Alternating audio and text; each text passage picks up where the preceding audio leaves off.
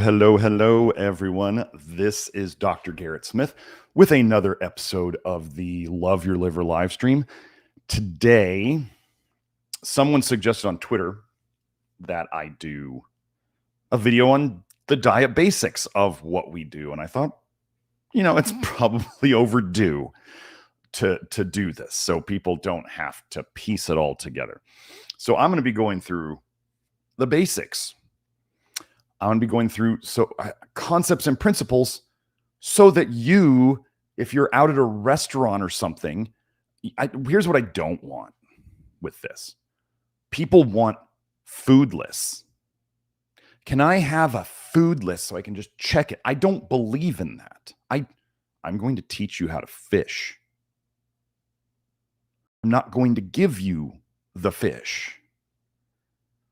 We are making people able to do this out on their own, not needing to carry their phone or a list of foods around with them. Once you know the basics of what we're doing here, you can do this. Once you know the concepts, which there aren't that many of them, then you can do it on your own. So first thing I wanted to explain, before all you pathetic little haters who watch my show just to pick it apart, if you're wondering what the little dots are here, I got a microneedle thing. And as somebody in my life saw me recently, they saw me brushing my teeth and they're like, wow, you're pretty aggressive in brushing your teeth. And I was like, yeah, I kind of do things that way. And so with it was one of the first times I did this, I was a little aggressive and I got a little pokies there. So for all you haters, yeah, that's what it is. Okay. Anyway. And I will not ever be using any makeup or anything to cover myself like all the other chicken shit fakers out there. So there you go. I could hide this. Not hard to do. I'm not worried about it though. So now that we got that covered, another announcement. First of all, Kelsey's store was shut down for a little bit. It is open again. So if you want to go get any of her amazing products, like what I'm about to drink, the Niacin Black, which is her prefab niacin supplement, so you don't have to mix it. It's already buffered. The black has charcoal in it already. Now I'm going to tell you, before I do this show today, I have found a new fiber supplement. I'm not going to go into it too much yet because it's still in testing. And because I care for you guys, I don't have you go and test things before I test them, because real scientists experiment on themselves, not their people first. That's the moral and ethical thing to do. So I don't just throw things out there for people to do willy-nilly, and then they come back and they go, oh, that didn't work. And I go, yeah, I kind of figured that out along the way. Sorry for having you do that. That's not what I do. So anyway, if you see an interesting flush in me during this, one of the things I noticed was that since mixing this fiber into this, my flushes have been very different. They've been in my face, in my ears, and I can feel it in my brain happening. So it's pretty interesting. And I talked to Kelsey about this because she's been around the flush niacin world a lot longer than I was. And she said, that's a sign of a really good flush. And I was like, okay. So I may have made another discovery along the way, kind of accidentally, but anyway, cheers.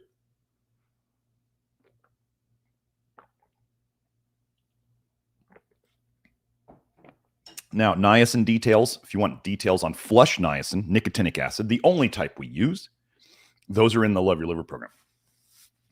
I don't just throw those out there because people do all sorts of stupid crap with flush niacin, and they take too much, and they flush too hard, and they think there's a problem, and they just didn't follow here's a principle for you. Here's a concept of principle. One thing at a time. Start slowly. Start more slowly than you think you need to. And people don't do that. And they start too fast, and they're too toxic, and their detox systems are too slowed down. And then they feel bad, and they blame the thing that they did instead of themselves. Here, another thing we do here, another concept, take responsibility for yourself. If you mess up, you messed up. put the wrong gas in you put diesel in your unleaded car and it runs bad, you messed up, right? You flood your engine by pushing on the gas pedal too much, you messed up. It wasn't the gas, it wasn't the car. Okay? So, we are all about personal responsibility here. And there's plenty of people out there who can mess up the program. There's plenty of people out there who take good advice and screw it up, user error, and then they want to blame the program or the protocol, which we don't have a protocol. That's another first thing. We don't do protocols. There are probably no two people on this program who are eating exactly the same diet in terms of the exact same foods and the exact same amounts. There are very simple approaches to this diet that people will take, like let's say Grant Genereux's so-called prison diet. But this is a basic diet. I'll just cover some of the basic approaches to this. First, the prison diet as Grant did it, which is the way some people think you have to do vitamin A detox, which is no. And that's exactly what I'm here to change, so we can open up people's food lists so they can eat more things than just beef or bison, white or brown rice, and black beans. That's what Grant did for most of his time. Even he's getting tired of that now, as his recent bread experiments where he ate bread fortified with flour that had niacinamide in it, which is toxic. Some people haven't figured out that niacinamide is a kind of a waste product of niacin metabolism, and it has to be recycled into decent stuff, and taking more niacinamide slows down that process and makes you more toxic. So don't ever do niacinamide. Don't do anything other than flush niacin or nicotinic acid, which are the same thing. Okay? So anyway, into the diet. Okay. First thing, protein. Some people who are just desperate to go after anybody who is anti-meat, they start to see me talk about plant foods and then they assume that I must be anti-meat. We are very pro-muscle meat on this program. So first we'll go over the best yeses, and then we'll go over the no's, and we'll go over a little bit of why we don't do them. The best muscle meat sources. Red meat. Okay, so if it's a red meat, it's okay. The most common ones people are doing, beef or bison. Okay, simple. If you got another red meat, if you're like, well, goat is a red meat, I can get that easy, or mutton or lamb or whatever. Is it a red meat? And you go, yes. Okay, there's your concept and principle. You understand? I'm not going to go through every red meat in existence. That's kindergarten stuff. Red meat. Look it up online. Is it a red meat? Eat it. Fine. You like it? You feel good on it? Eat it. Oh, this is another thing. Anything we're going to go over right here. Let's say I talk about beans and you say, I don't feel good on beans. Then don't freaking eat them. There was a fairly popular person out there who did the low vitamin A diet, and she was mainly doing red meat and beans. And after a year of not getting along with beans, then she blamed the diet. When very early on in the Love Your Liver articles, I said, if you don't feel good on beans and you just cannot make them work, then don't freaking eat them. You want to see the user error that's out there? This would be a big thing. Okay? It's kind of frustrating when people blame the program when I simply say, if you don't feel good on a food, don't eat it. Now, some people's logic is challenged, and they think, well, somebody said the other day, well, I feel great when I eat liver, or I feel great when I eat eggs. Many toxins are stimulants. Stimulants generally make people feel good. Do you wonder why 90% of the Western world is addicted to caffeine? And chocolate, which has both caffeine and copper in it. Copper is a very stimulating toxic metal. And people go, I feel good, I get a buzz. Why do you think so many people eat spicy foods? Because it stimulates adrenaline and cortisol. It's a painkiller, and it's a stimulant. Of course they feel good for a little while. We are not that dumb here We do not just eat things that feel good, or as the saying goes, crackheads love crack. That doesn't mean it's good for them. So don't twist not feeling like you don't want to feel bad on it. This is like via negativa, right? We don't eat foods we feel bad on. Not that difficult. Not that difficult. But just because if there's something that doesn't fit in this framework and you're like, but I feel so good when I eat it, you're probably addicted to a stimulating effect of it. Okay. Now, but this doesn't, if you have cravings for a food, like real cravings, that's addiction, that's toxicity. Like, I love meat. I am not addicted to meat. Will I feel better if I eat meat daily? Yes. Could I fast and not eat any meat? Sure. Do I get withdrawals from not eating meat? No. Two big things about drug effects: toxicity, addictive effects, tolerance. Over time, you need more of it to get the same effect. Have you noticed all these egg people eating more and more eggs? Tolerance. Withdrawal. If you don't eat it, you feel bad, like you feel specifically worse, or you have to eat the food to feel normal on a very regular basis, or you have big highs and lows. Those are drug effects. And we can see those with toxic foods like liver and eggs and stuff like that. So, meat, red meats, poultry, chicken, turkey. Of course, let me back up. We want all of this stuff as organic as possible. I'm not going to get into like the obsessing over the minuscule of what the poultry's fed or the grass fed. I'm not going to get into that because that's just, you can obsess to death over this stuff. If you live in a city and you can't go to the farmer's market like once a week or twice a week, or you don't have a giant freezer in your small apartment, you have to do the best with what you can. I'm a realist here. I'm not sitting there going, move to the boonies and raise all your own animals and slaughter them yourself. And we're not doing that for most people. Most people live in cities. And most of your influencers are probably lying about what they eat most of the time. So many on the internet are out there lying. So anyway, poultry. Now, I'm going to tell you, if every once in a while you want to eat the chicken skin, go ahead. Give me a break. The chicken skin poofas. No, just if you want to eat it once in a while, just eat some, okay? It's probably good for your soul. That's why kids like to eat it so much. So anyway, there's your meat. Now, how much protein should a person get in a day? I'm not going to give you like this many grams per pound and da-da-da. Okay, minimum. And ladies, you need to pay the most attention to this. Minimum of 50 grams, 50 grams of protein a day, total from all sources.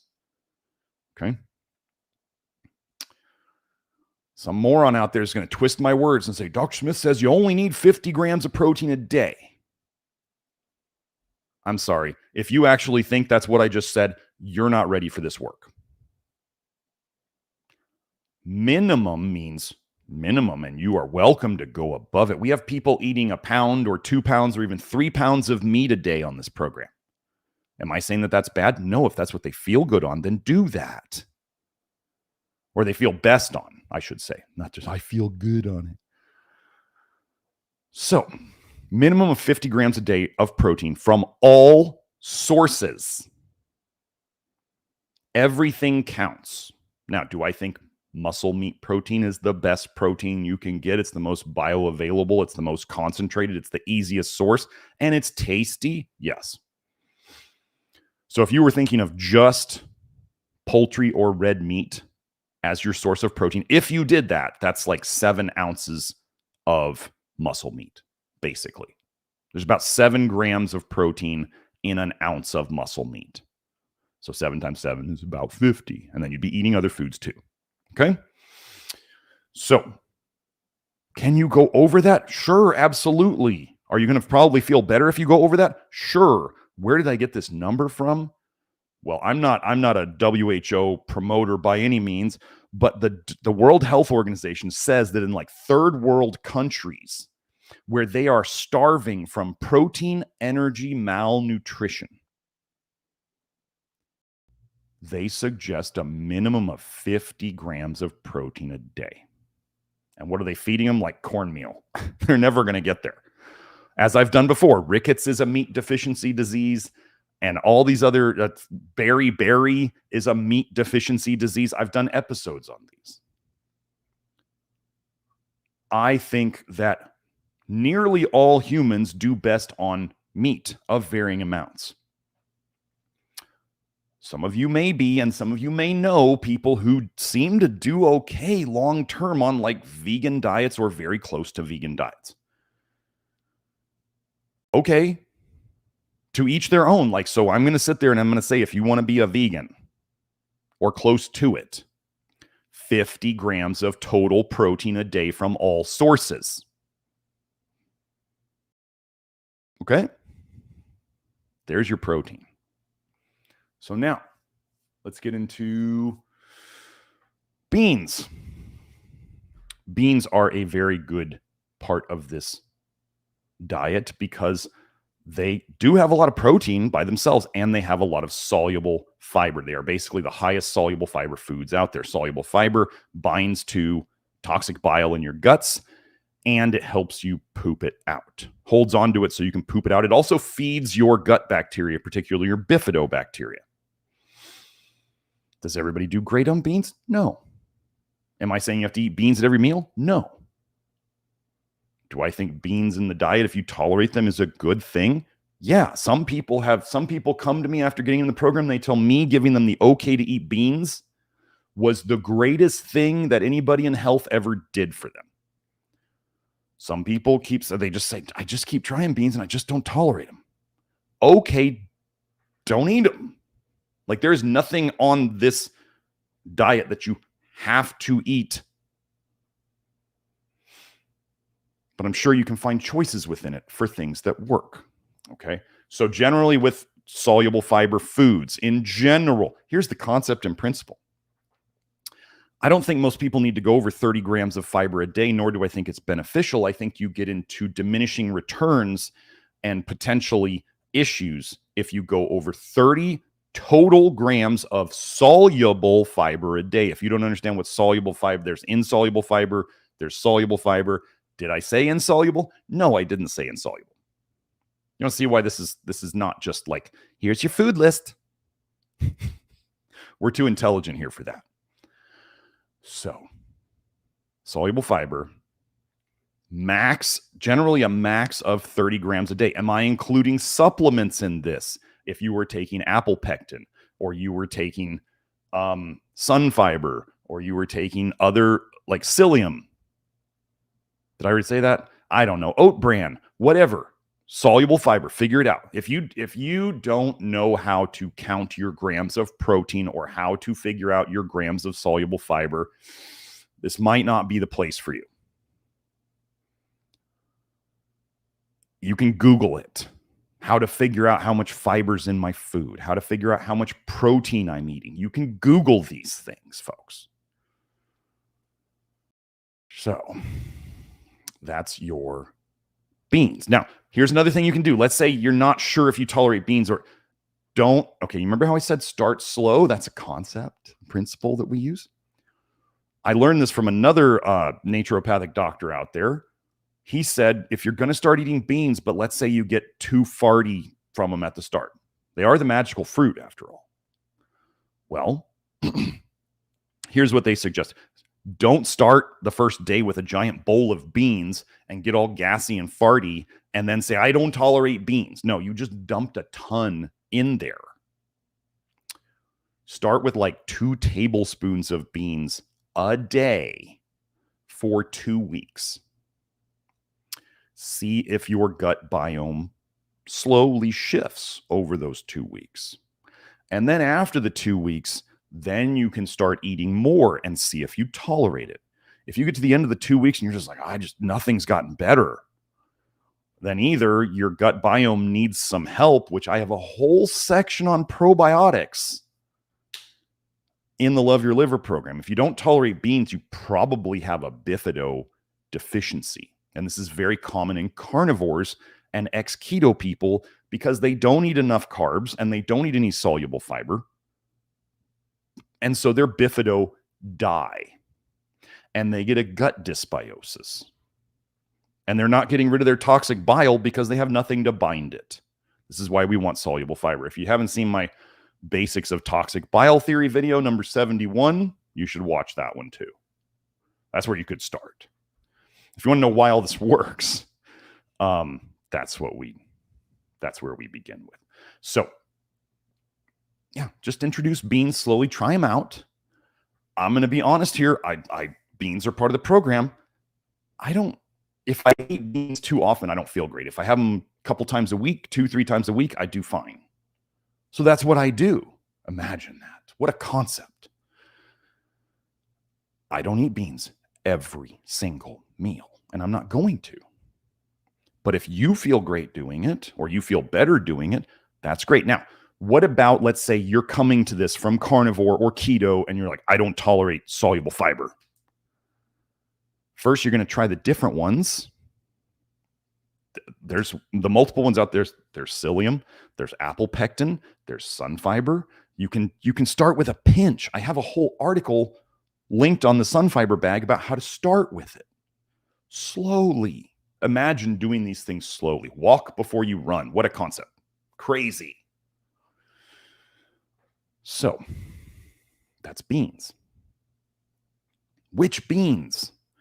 Well, the lighter the color of the bean, the less polyphenols and potential vitamin A it has in it, like red kidney beans. That's got a lot of stuff in it, but it's only in the skin. So when you think of beans, if you look on the inside, right, they're generally whitish, which is a good thing on this program. We like whitish foods. That tends to mean that they have fewer plant toxins in them. So the lighter the outside of the bean, the less toxins are in the outside of the bean. Navy beans are fairly whitish. Pinto beans are tan. Those are pretty good. Black beans do have a lot of polyphenols, but I'm not going to, as the joke goes, I'm not going to kick the polyphenols out. I'm not going to kick the black beans out just because of that. Okay. It worked for Grant. So we look at what works. And Grant has his vitamin A levels down to below lab detection limits, and he's been eating black beans the whole time. So it's not that big of a problem. But I want you to think about the rest of his diet. The muscle meat and the rice has almost no polyphenols in it otherwise. So he's reduced it everywhere else. So that's beans. Okay, now let's get into grains. Oh, are there any super beans? No. Okay, let me back up about my beans. Okay, by beans, I do not mean peanuts. Peanuts are full of mold. I don't mean green beans. I don't mean peas. I don't mean yellow peas. I don't mean green peas. Those are quite high in vitamin A. And they don't bring enough to the table.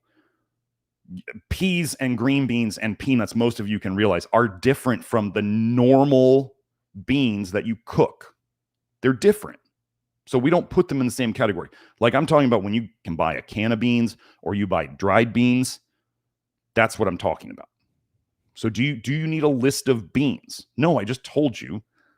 Normal cooked type beans, and the lighter in color they are, generally the better. And we assume, yes, giant ass at the front of that word.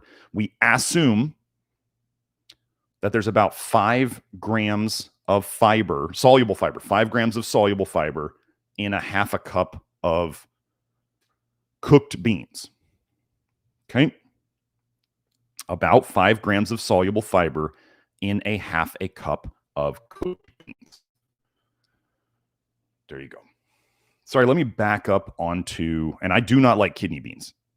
Kidney beans have a lectin in them that if the kidney beans are not processed properly, they have killed people before. So I generally try to avoid foods that have a lectin that could kill people. I think that's a pretty good rule, you know? So back to meats. I skipped the meats you don't want to eat. We avoid pork. Pork is a filthy animal. Pork is full of vitamin A, even though it's not registered on the USDA charts. It's got retinaldehyde and retinoic acid in it, which they don't measure. Lard factor is another term for vitamin A, and I've been over this in other videos. There's so much vitamin A in lard that they called it lard factor, and they're like, this has vitamin A properties. And then they tested it, and they basically figured out it had vitamin A activity. Oh, but the USDA doesn't have it showing up on their charts because it's retinaldehyde or retinoic acid, which they don't measure. They just want to measure retinol. Same thing happens in the casein that is used in vitamin A deficiency studies. They say there's no retinol in it, but there's plenty of retinaldehyde and retinoic acid in it. That's why if you look at that casein, the vitamin A-free casein, it's yellow in color when normal casein is white. When they processed it, they freed up the vitamin A from the casein. It sticks to casein, and then they oxidized it into retinaldehyde or retinoic acid. And their little measurement tools don't measure that specifically, so they miss it. So we don't eat pork. There's a reason why people have generally avoided pork for thousands of years. You can say religious reasons, but I like to think that before refrigeration, pork went really bad, really quick, and made people really sick. And it's full of parasites too. So don't eat pork. We have other reasons than just vitamin A to avoid certain foods, like the next one, fish and shellfish. We do not eat fish and shellfish on this program. We definitely don't use any fish oil. We wouldn't pee on cod liver oil if it was burning to death.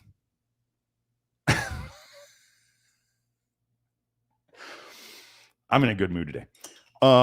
So don't eat fatty fish, fatty liver juice from fish. That's what cod liver oil is. That's what these other fish liver oils. Don't eat skate liver oil. I mean, don't eat fatty liver oil from fish or shellfish or any other thing else. Okay. Then we have, so fish and shellfish, why do we avoid them? It's full of mercury, folks. I can tell you how often you eat fish or shellfish from the mercury level on your hair test. It's not hard to do. And if you eat sushi, oh, it's bad. It's really bad. Now, I want you to also think about all the fat-soluble toxic things that humans are putting into the waters. And fish and shellfish breathe and marinate in that toxic soup all day long. Where do you think they put those fat-soluble toxins? In the fish oil and in their liver. Don't. Then we have, what else do we not eat? Well, we don't eat egg yolks or egg whites. We'll get into that. Why do we not eat egg yolks? Because it's full of vitamin A and choline, which is the perfect combination to shove vitamin A as quickly as possible into your liver and body fat. And then egg whites are full of sulfur. Sulfur slows detox. It slows ALDH, which then it backs up more aldehydes into your system. And that does things like depleting B1. Polyphenols also do that. Polyphenols have been shown to slow ALDH, which then it backs up more aldehydes due to the bottleneck. And then that depletes things like B1. If you want to watch my berry episode, that's a couple episodes back. So this is why it's hard to do all this, because there's so many concepts that intertwine with this. It's not just vitamin A. So that was we've done beans and meat. Oh, we don't do dairy. Dairy is, look, I'm not even going to go into the raw versus pasteurized versus homogenized. I don't have to do any of that because dairy is excessively high in calcium for humans. It's got 4 times more, when we're talking cow dairy, 4 times more calcium in it than human milk. And then people go, but we need that calcium for bones. And I go, says who? The Rockefellers, who are at the base of all the dairy research? Vitamin A was created partially due to funding by the Rockefellers to figure out how to sell people more dairy. So your dairy obsession, if you have one, is a Rockefeller-funded campaign. Okay? I don't even have to go into raw versus pasteurized. It's full of calcium, way too much calcium for humans. And then you go, well, how did the cows build their giant bones? Just eating grass. Well, maybe you don't need to suckle from cows to get your calcium, because maybe we don't need that much. Maybe we're very good at recycling. Here's an idea. Let's say you have an osteoclast, a bone-cutting cell. Cuts out a bone cell, and then the osteoblast, the bee, goes in and builds a new bone cell. So the osteoclast goes and chops up the old bone cell. And then there's calcium floating around. Why can't the body just reuse that calcium and put it into a new bone cell? I mean, if you got too much calcium in your blood, your body will take that calcium and shove it into your arteries. It'll shove it into your brain. It'll shove it into your heart. It'll shove it into your joints. Your body builds bone spurs. I mean, when you say you ran out of cartilage in your knee, like it's bone on bone, the cartilage didn't disappear, folks. The cartilage was turned into bone. That's how it grows together from the bottom up. Bone spurs build from the bone out, the tendons or ligaments. When you hear about bone on bone in your knees, it's because you're calcifying the cartilage from the top down and the bottom up. The cartilage didn't disappear. It just calcified. So, raw dairy has too much vitamin A in it and too much vitamin D in it, whether it's pasteurized or fortified or not. Okay? How do I know this? I worked with a raw dairy co-op in Phoenix during my medical school days. Somehow the raw milk didn't fix me. It probably just contributed to my vitamin A toxicity, which is why I'm here today. The state required the raw dairy to be tested for vitamin A and vitamin D content so it could be sold. The raw dairy always tested okay, like it had plenty of vitamin A in it and plenty of vitamin D in it, so they didn't have to fortify it. So there's plenty in it. So you take vitamin D by mouth in the dairy, and you take vitamin A by mouth from the dairy, and you add excessive calcium to it. What does vitamin A and vitamin D cause? Calcium problems, hypercalcemia, too much calcium in the blood. So then do you think adding excess calcium to that is going to be like throwing gasoline on a fire? Yeah. I mean, okay, here's the thing. If somebody eats an absolute shite diet and they sub out some of the shite food with raw dairy, could that be a move in a good direction? Yes, you stop microwaving your food. That's a move in a good direction. You're still heating your food. You're just doing it a different way. But is it better for you? Yes. You can do all sorts of things that are better for you. And people go, oh my gosh, this got better. This got better. Does that mean it's necessarily a good long-term thing? No, it does not. There's still problems with it. You want to drink your raw dairy? Go ahead. I don't care. Then later you can join all the people in the program who thought raw dairy was the answer too, and they figured out that it wasn't. And same with eggs. And same with, we do not eat organ meats. We do not eat kidneys. We do not eat liver. Do not eat filter organs, detox organs. The two worst ones, liver and kidneys. Don't eat kidney fat. Oh my God. What do they call that? Suet? Where do you think the kidney stores its fat-soluble toxins? Why do you think people are getting fatty liver? Don't eat the fat around detox organs either. Now, people then say, well, what about other organ meats that are different, like heart or tongue or whatever? If it's here's a concept. Is a tongue muscle meat? Yes. Did I say muscle meats are okay? Yes. Is the heart a filter organ or is it a muscle? It's a muscle. So therefore, is it muscle meat? Yes. These are the concepts and principles that you just simply need to know. That's it. Is it a muscle? Okay. Is it a detox organ? Don't eat it. Here's the thing about heart, though. A lot of heart you might see, the fat on it might be quite yellow. Is that probably a good idea to eat? No, don't eat yellow fat for the most part. I mean, yellow fat, generally bad. Like yellow fat on the heart, lots of vitamin A. Butter, it's yellow.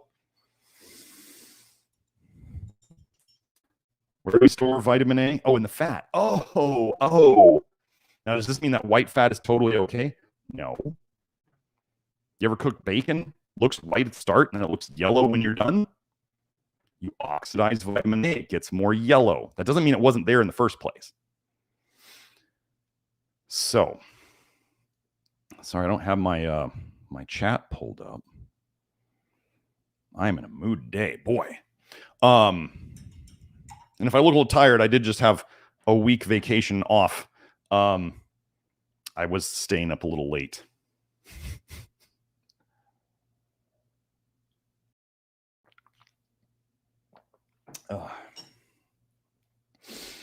Lots of things happening these days.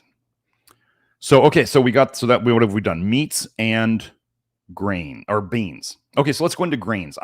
People obsess over this. First of all, the highest soluble fiber grains are, number 1 is barley. Number 2 is oats.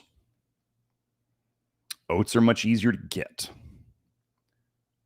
Barley has, before you get into, everybody wants to eat barley right off the bat because I say it's got more fiber than just about anything. Most of the fiber in barley is insoluble. Even though it's still the highest soluble fiber food you can get, most of the fiber in barley is insoluble. So if that tells you how much fiber is in it, it's obscene. Now, let me explain something about soluble fiber since we've covered beans and we're into the grains now. Soluble fiber induces bile dumping. If you haven't seen my toxic bile theory thing, you may be confused at the start. But so your body dumps bile. This bile, bad, can go back into your bloodstream. Good is it goes into your gut, and we would like to poop it out. So bile, this is the hard part for some people to understand. You have to get rid of the bile to truly detox. Bile is your liver's poop. You want it to go into your guts and then to have it bind to things like soluble fiber or charcoal and then poop it out so it leaves your body. Okay? That's what you want. So bile dumping is the way you detox. Now, if you're here listening to me and you have health issues, some of your bile dumps is leaking into your bloodstream. Bile is by definition the most toxic fluid in your entire body. It leaks into your bloodstream. It can go anywhere and everywhere in your body and then causes you problems based on genetics, your nutrient deficiencies, the toxins that are in the bile. Like, there's all sorts of different things as to why your diseases show up in certain areas. But it's all the same root cause. It is the toxic bile leaking into your blood. Okay? So, bile is the cause of your problems, and it is part of the solution to your problems. Do you understand the implications of this? Bile is the cause of your health problems leaking into your blood. Bile is the solution to your health problems by getting rid of it.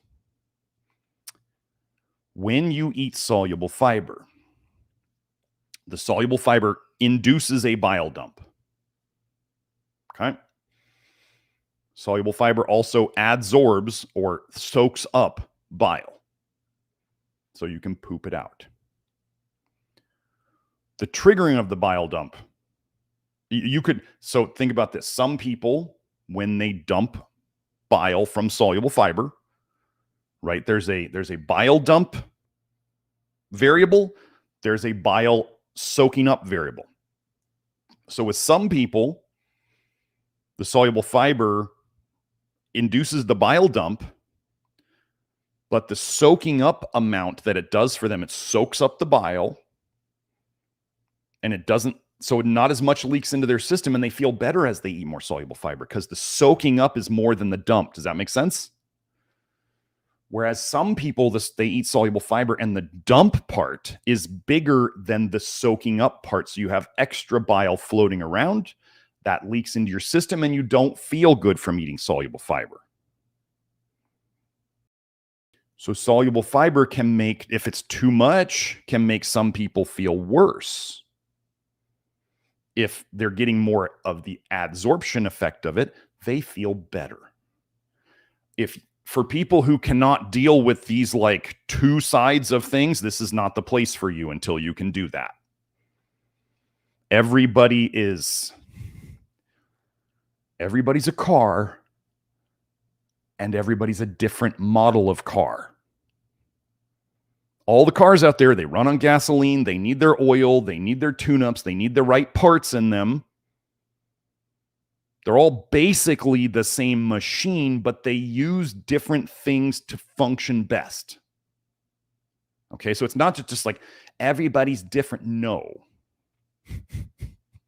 There's a reason why we use this framework with people, and they adjust it to themselves, and then they do really well. If you're not willing to adjust it, if you're like, Dr. Smith, tell me what to eat. No.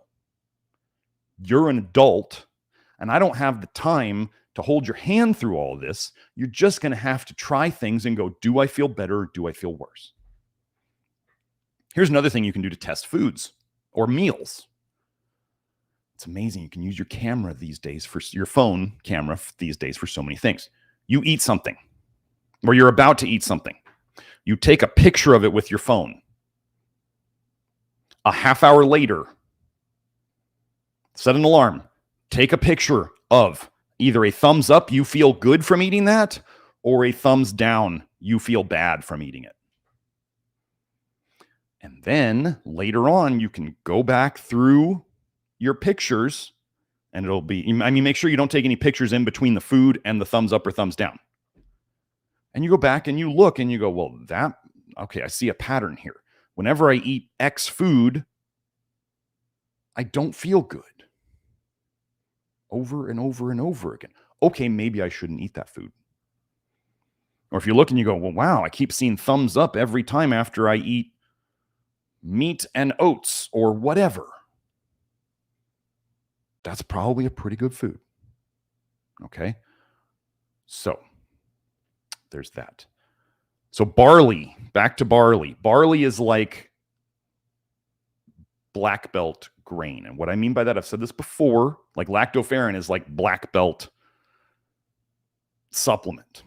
And what I mean by black belt is if you're coming into this and you're toxic and you have health issues, you're a white belt.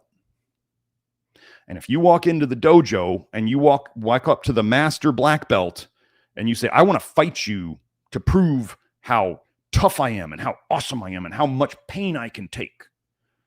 And you go and you try the black belt grain and it kicks your ass because you dump so much soluble fiber you dump so much bile, sorry. The soluble fiber triggers you to dump so much bile and it's so toxic that you kick your own ass. It is your fault. It's not my fault.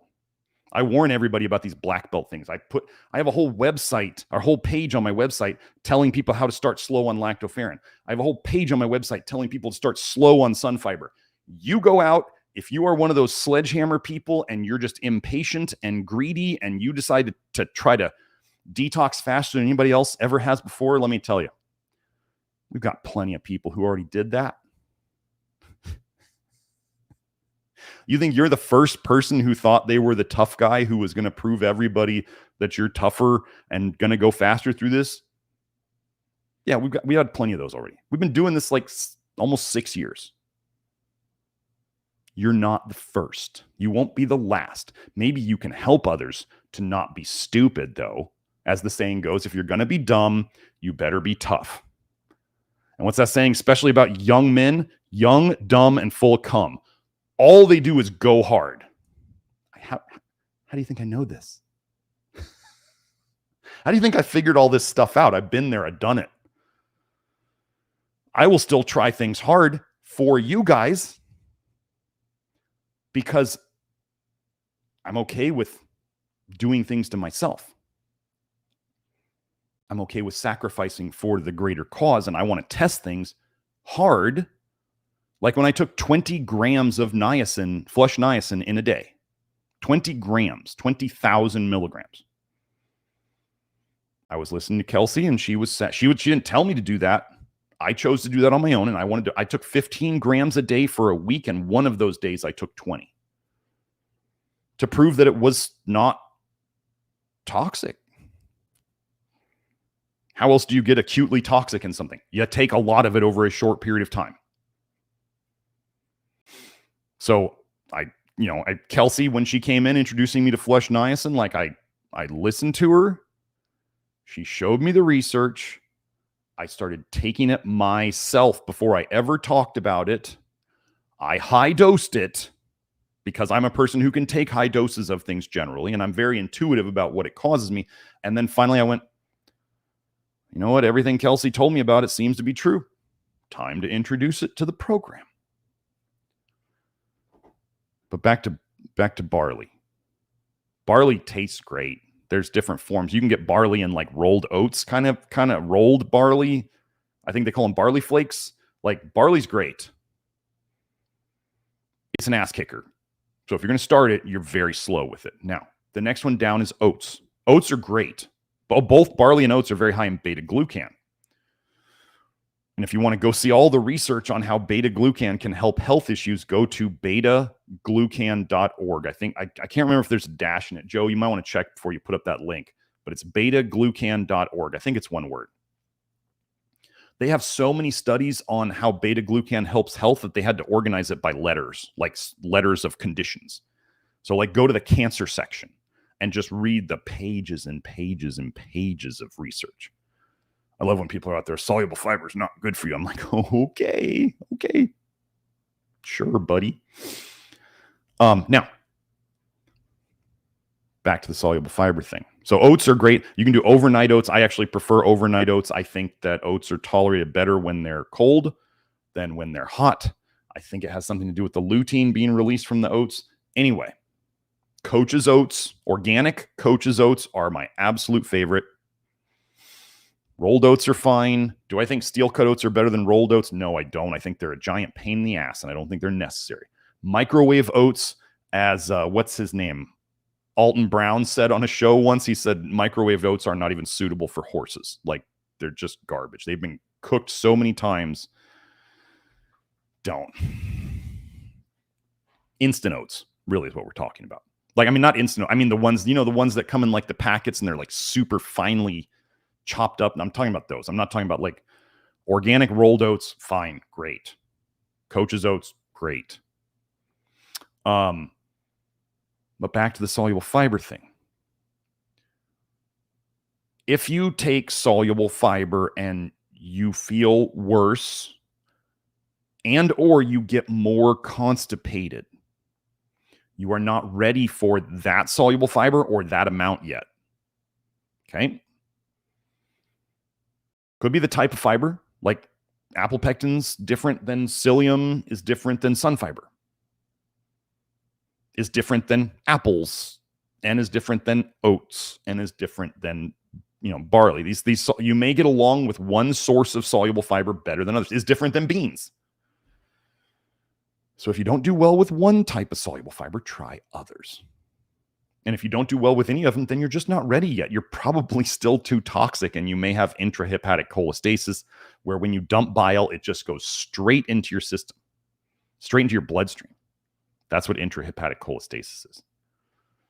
So otherwise, grains, most of the other grains have almost very little soluble fiber in them. I'm not a huge fan of what's the ancient wheat, the einkorn. On the Einkorn website, I believe it's actually, I've never seen it in person, but I believe the color of Einkorn would kind of give it away. Maybe it's got a little bit of orangish to it, and they brag on the website about the vitamin A content of it. If you ever see like semolina, yellow semolina flour, it's yellow. Okay, wait, let me back up. The colors of vitamin A in plant foods. Yellow, orange, red, dark green especially, but generally we try to minimize medium green too. So when we're talking vitamin A, yellow, orange, red, dark green especially, probably medium green too. That means they have quite a bit of vitamin A in them.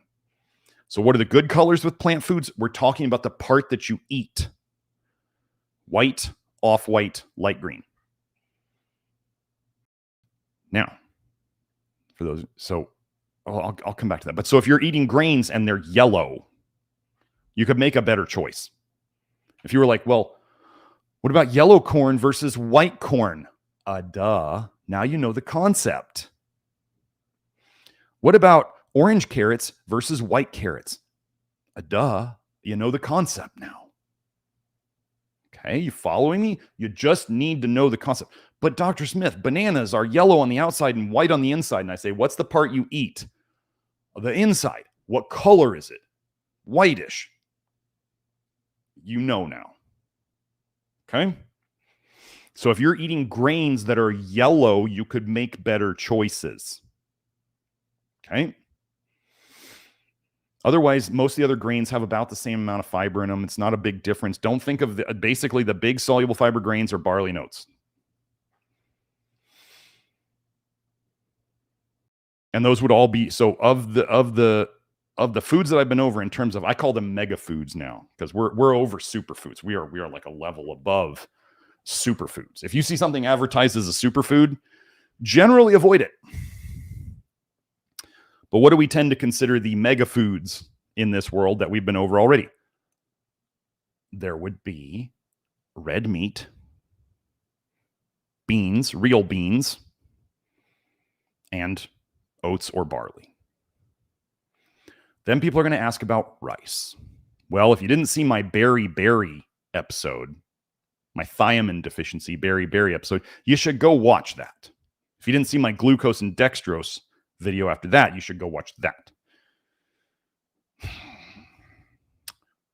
Rice is an arsenic problem. Arsenic depletes your zinc. You can prep rice to get rid of the arsenic. I talk about this in the Love Your Liver program. You can soak it in charcoal for at least a half hour, charcoal water for a half hour before you cook it. I'm going to tell you, for those of you who are out there rinsing, I'm not going to go through a ton about rice here, but if you're just rinsing your rice under the sink, no, that's not adequate. I can show you on hair tests. You can cook it in an excess of water, like you're cooking pasta, and then pour off the water. The water from the rice has to be removed for the arsenic to be removed. You understand that? This is the concept here. The water that you soak the rice or you cook the rice in, that's where the arsenic goes into. That water must be removed to remove the arsenic. If you do the normal rice cooking where you don't rinse it or whatever, you just put it in the right amount of water, like a rice cooker, right? Or an Instant Pot, and you cook it until the water is all disappeared, basically. The arsenic came out in the water in the beginning, and then you cooked off all the water, and then the arsenic just went right back on the outside of the rice. One person some people have done a beef and rice diet as their low vitamin A diet. One gentleman who got rid of his type 1 diabetes on Grant's forum specifically said he got other issues along the way. This is really important. It doesn't mean the vitamin A detox diet failed him. It means that there are problems with rice. Rice is basically chains of glucose. As I went over in my glucose and dextrose stuff, that slows detox. It slows ALDH, which can cause a buildup of aldehydes, which is what berry is. You build up the aldehydes, your B1 binds to it, it depletes your B1, and you have this condition. And what did they, as I went over in that episode, what did they fix? What did they fix berry with for the Japanese military? Beef and barley. Whoa, crazy. As I went over in my scurvy episode, what did they fix? What did they help prevent scurvy with on the boats? Oats. Wow, weird. Oats grab onto vitamin A and toxic bile. So all these things make sense, you know. Some people, when they start the program, they're really, really sensitive to foods and they have to eat rice. Okay, fine. I'm not saying never to eat rice.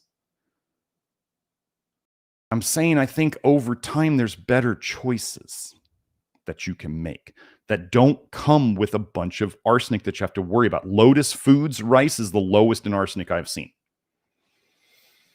It's expensive, but they are the most transparent about their arsenic. They show you the tests. Okay? It's expensive. But if you're not going to prepare your rice and you're just going to be like, screw it, I just want to pay more money and cook it, Lotus Foods, that's your option.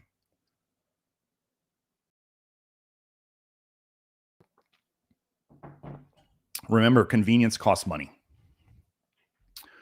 So, what are we at now? So that's basically grains. If you want to make, if you're going to eat bread, oh my gosh, if you're going to make anything with flour, make sure it's unfortified. Okay, we want everything to be organic here. I'm not going to keep repeating that. Organic flour, unfortified. No niacinamide in it, no added thiamine, no iron, none of that crap in it. I went to, I was on vacation and we went out to buy some food at the store so we could eat in the room. And we go to Whole Foods. Almost none of the bread was organic, but the fresh baked stuff they had. You had to search through the ingredient list to find unfortified flour breads. So trying to get organic and unfortified, that can be quite difficult, as many of you probably know. If you're making your bread at home, not hard. But if you're making it, or if you're trying to go out and buy it, you're probably gonna have to choose between organic or unfortified, if you can even find them. So just be aware of that. But if you're going to do breads, I do think sourdough is probably the best. Real sourdough, not yeasty stuff. Not yeasty stuff that is like made sour with ascorbic acid, vitamin C put into it. So I think that's the oats. But can you do rice? Sure, you can do rice. Do I think there's better choices? Yeah, I do. Both for the fiber and to avoid the arsenic. I do think sorry, back to the rice thing. Arsenic depletes zinc. So this gentleman who did beef and rice, could he be arsenic toxic? Sure. Could he have been made more zinc deficient from the arsenic? Sure. Could he have induced a B1 deficiency in himself by slowing his ALDH, using the B1 as an antidote from his system, and then causing himself sort of berry-ish type symptoms? Sure. Is rice top of my list? By far, no. Okay. So now we go to fruits. There's not a lot of fruits that we do have mega food fruits. The best ones, apples. Research shows apples are the absolute healthiest fruit out there. Bananas. I'm going to go over grapes and pears. Yeah, pears are kind of but pears are still basically the third healthiest fruit out there. So apples. Apples are the highest soluble fiber fruit. Pectin. So those are very good. Now, some people get into the peeling, to peel or not to peel. That is the question. This is like people getting into the weeds. If you want to eat the apple, however you want to eat it, you try it with peeling and without peeling. See which one you feel better on. Simple as that. If you want it to be the lowest in vitamin A and polyphenols possible, peel it. If you are like me and I feel better when I eat the apple skin. First of all, if you're going to eat apple skin, you better buy organic. And you should still wash the outside of the apples. No, water doesn't clean squat off of produce. Water by itself doesn't clean squat. You can do hydrogen peroxide in the water. You can do one of those fruit and vegetable washes. Make sure you get it all off. You can do baking soda. Wash your produce. Don't trust the store or the farmer. I mean, just wash it. Water doesn't do it, in my opinion. So, apples. Peel them or don't peel them. Do not eat applesauce in the jar from the store. I'm not going to go into all the formaldehyde and all that stuff, but when people talk, people worry about pectin. They say, oh, pectin can turn into formaldehyde. Not unless, here's how pectin turns into formaldehyde. Think of it, they're making jarred applesauce you buy at the store that is shelf stable. They seal up the applesauce in a container. They make it airtight, anaerobic, no oxygen. And then they heat it. Heating up pectin in a low to no oxygen environment can turn the pectin into formaldehyde. Is your body is out here low oxygen? No. Are we pasteurizing? Are we getting things up to pasteurization heat when you eat an apple? No. So if you want to make homemade applesauce and you're not going to can it, make your homemade applesauce. Enjoy the heck out of it. Just don't put it in an airtight jar and then heat it up. Same thing with pears. If you're making pear sauce or whatever you might make. So does that mean that jams and jellies that have pectin added that are sealed up and heated, are they going to be making some formaldehyde? Sure. So anyway, apples. Best fruit out there by far. Peel or no peel, up to you. Then we get into bananas. Okay, don't eat the peel of bananas. If I got to say that to you, you know. Don't eat the peel of bananas. It's yellow, and it doesn't taste good.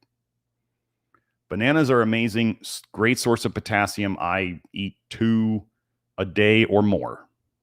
When I don't get them, I just don't feel as good. I need a lot of potassium. I figured this out over the years. So apples and bananas, right? And then we have green grapes. Why do we pick green? Because they have less polyphenols in them. Simple as that. If you want to do the old freezing the grapes, put the grapes in the freezer so you can eat them as like a cold dessert. I mean, you can do that, whatever. I don't do any of that stuff.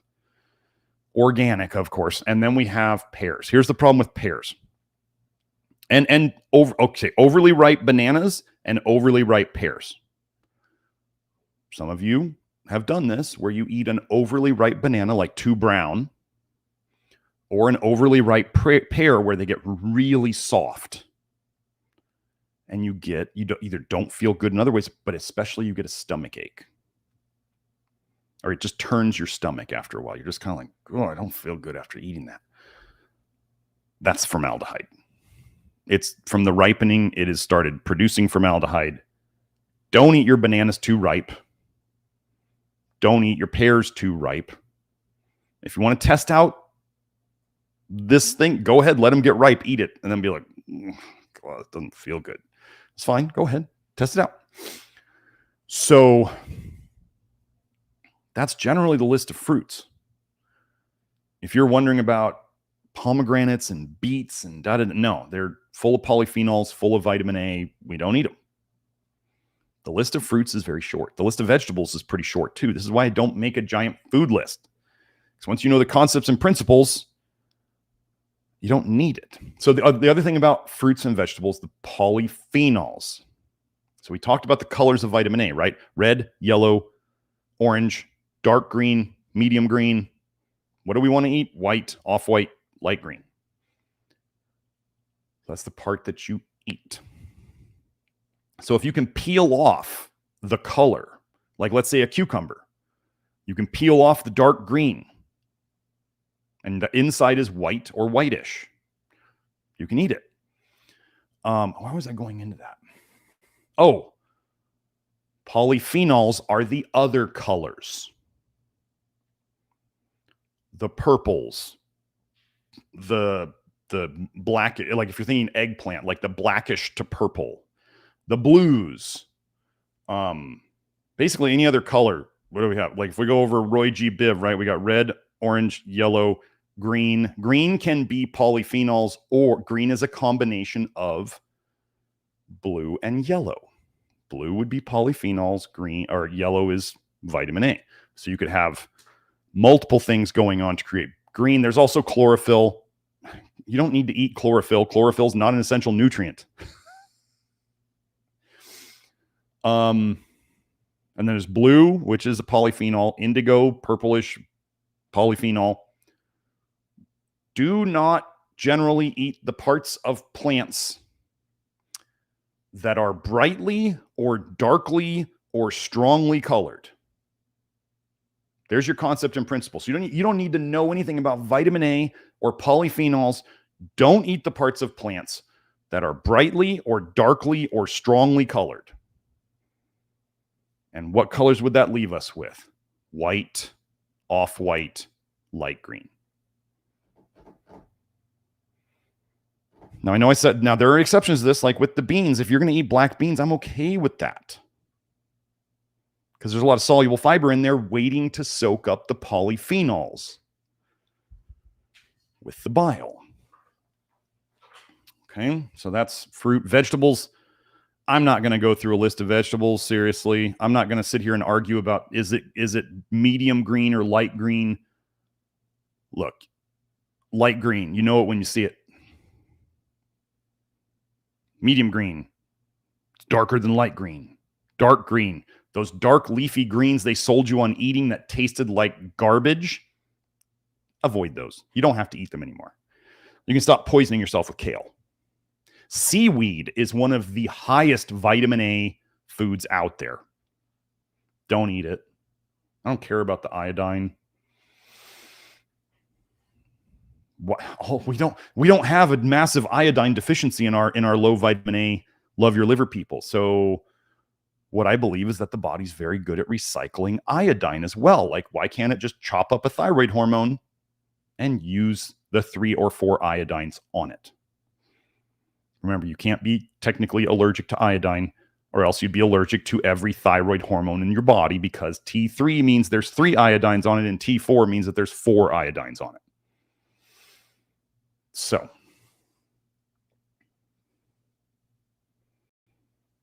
what other foods am I missing? I went over soluble fiber. Soluble fiber is to tolerance. I went over the minimum amounts of protein. Oh, let's go over fats and oils. Okay. I just went over this on Twitter today. Generally, well, let me back up a second. How do we create liver problems? How do scientists create cholestasis in studies? As in toxic, leaky bile. There are 3 major dietary approaches that they use to induce liver injury, aka cholestasis, aka toxic, leaky bile. One is a lack of protein. Okay, we've addressed that. 2 is excess sugar. We don't add sugar on this program. No, fruits are not a problem. I mean, show me somebody who's ever caused themselves a health problem from eating too many apples. No, show me, really. Go out and find them, please. And the last one is excess fat. Lack of protein, excess sugar, excess fat. Can you say standard American diet? right here. How do we cause liver injury? How do we fix it? We do the opposite. It's not hard. We get enough protein. We don't add sugar. Oh, you should watch my glucose and dextrose episode if you haven't figured that out yet. Don't add fructose. Don't add glucose. Don't be afraid of fruit. It's not that hard. Then, so like what I'm saying is, if you're getting sugar from a whole fruit that is low vitamin A, you're okay. If you're spooning spoonfuls of sugar into water or whatever else to eat it, no, that's not okay. I don't care what sugar it is. Go ahead and tell me I'm wrong, and I'll just kind of roll my eyes at you and let you go cause yourself problems. And then you can come back and let me know that I was right. So, anyway. Oh, adding fats. Okay. Some of you are going to have to listen hard. You skinny people, underweight people. I'm not saying anything bad about you. I'm saying you guys need to listen hard here. Because I'm going to talk about two different types of people here. There's going to be the overweight people, and there's going to be the underweight people. So when I'm talking in general, I'm talking to think about it this way. When you got sick, or as you were getting sick, did you tend towards gaining weight, or did you tend towards losing weight? There's a lot more of people who gain weight as they get sick. Those are what I call overtypes. And then there's the other people who tend to lose weight as they get sicker. They are both presentations of a sick liver. The underweight people, it's actually been shown that being underweight is a higher risk of mortality, of death, than being overweight. But they don't talk about it much because there's so few of the underweight people. I talk to them because I get the sickest people out there. And I can have two approaches for two different presentations of disease. I've been over this before. It's like alcoholism, right? When most people start drinking too much alcohol, do they gain weight? Yeah, they tend to get fat and edematous and bloated, and they just get bigger. And then what happens as their liver gets more and more damaged over time? Eventually they start losing weight and they start looking sickly skinny, except for their big hard belly and their bloated red nose and their red face, right? They went from an overtype to an undertype, and that shows the development of liver problems. Underweight people are sicker. They're not as good at creating fat to store the toxins in. There's no judgment on any of this. That's what I call over and under types. And there's more to it. It's not just overweight versus underweight. It's not as simple as that, but I'm not going to explain the whole thing here. Just know, underweights, you have to pay attention here, because most of the time when you hear what I'm saying, I'm talking to the majority of the population, which is 95% of the people who would tend towards gaining weight as they get less well. So, first, if you're overweight, you don't need to add more fat to your diet. You're carrying around plenty. Your body wants to burn some fat, let it burn some of your own fat. You don't need to be putting oil on everything. Oil is a processed food. If you would actually say sugar is not a food, then don't say oil is a food. It's just processed stuff. Right? Use the same logic. Like if you're going to say sugar's not a food, then say collagen's not a food. Collagen is about as processed as proteins could get. I'm not saying we could never use these things, but I'm saying just be consistent. If you're going to, badmouth processed things, don't badmouth sugar and then shove protein powders and oils down your cake hole. Be consistent. But I'm also going to say that sources of food fats. So what are we going to say here? Food fats. Fats found in foods within our framework. Fats found within foods found in our framework. Sugars found within foods in our framework are okay. Should not be difficult. Or I forgot to go. Yeah, I'll get to nuts and seeds in a second. Adding the fewer fats and oils you can consume as an overtype, the better off you're going to be. Did I say this is a no-fat diet or a low-fat diet? No, I'm not saying those words at all. And anybody who puts that on me, you can't eat beef and be on a low-fat diet. You understand? I never say anything about low-fat. I just said fats in foods are fine. So eat your fats in the foods. And stop pouring freaking oil on things. Not that hard. If you're going to use oils or fats, as I went over on Twitter today, you first either need, there's two things you would love to have in it: organic, naturally refined. Why organic? Well, if they're spraying the crops with fat-soluble toxins, where do you think plants store those fat-soluble toxins? Well, they'd store them in their fat. What are oils? Extracted fats from plants. So organic oils would, by definition, right off the bat, have fewer fat-soluble toxins in their fat, which is the oil. Okay. Next, naturally refined. We don't want chemically refined. If you talk to a manufacturer and you say, is it naturally refined? And they say, well, it's refined, but blah, blah, blah, blah. No, if they don't say it's naturally refined, you don't want it.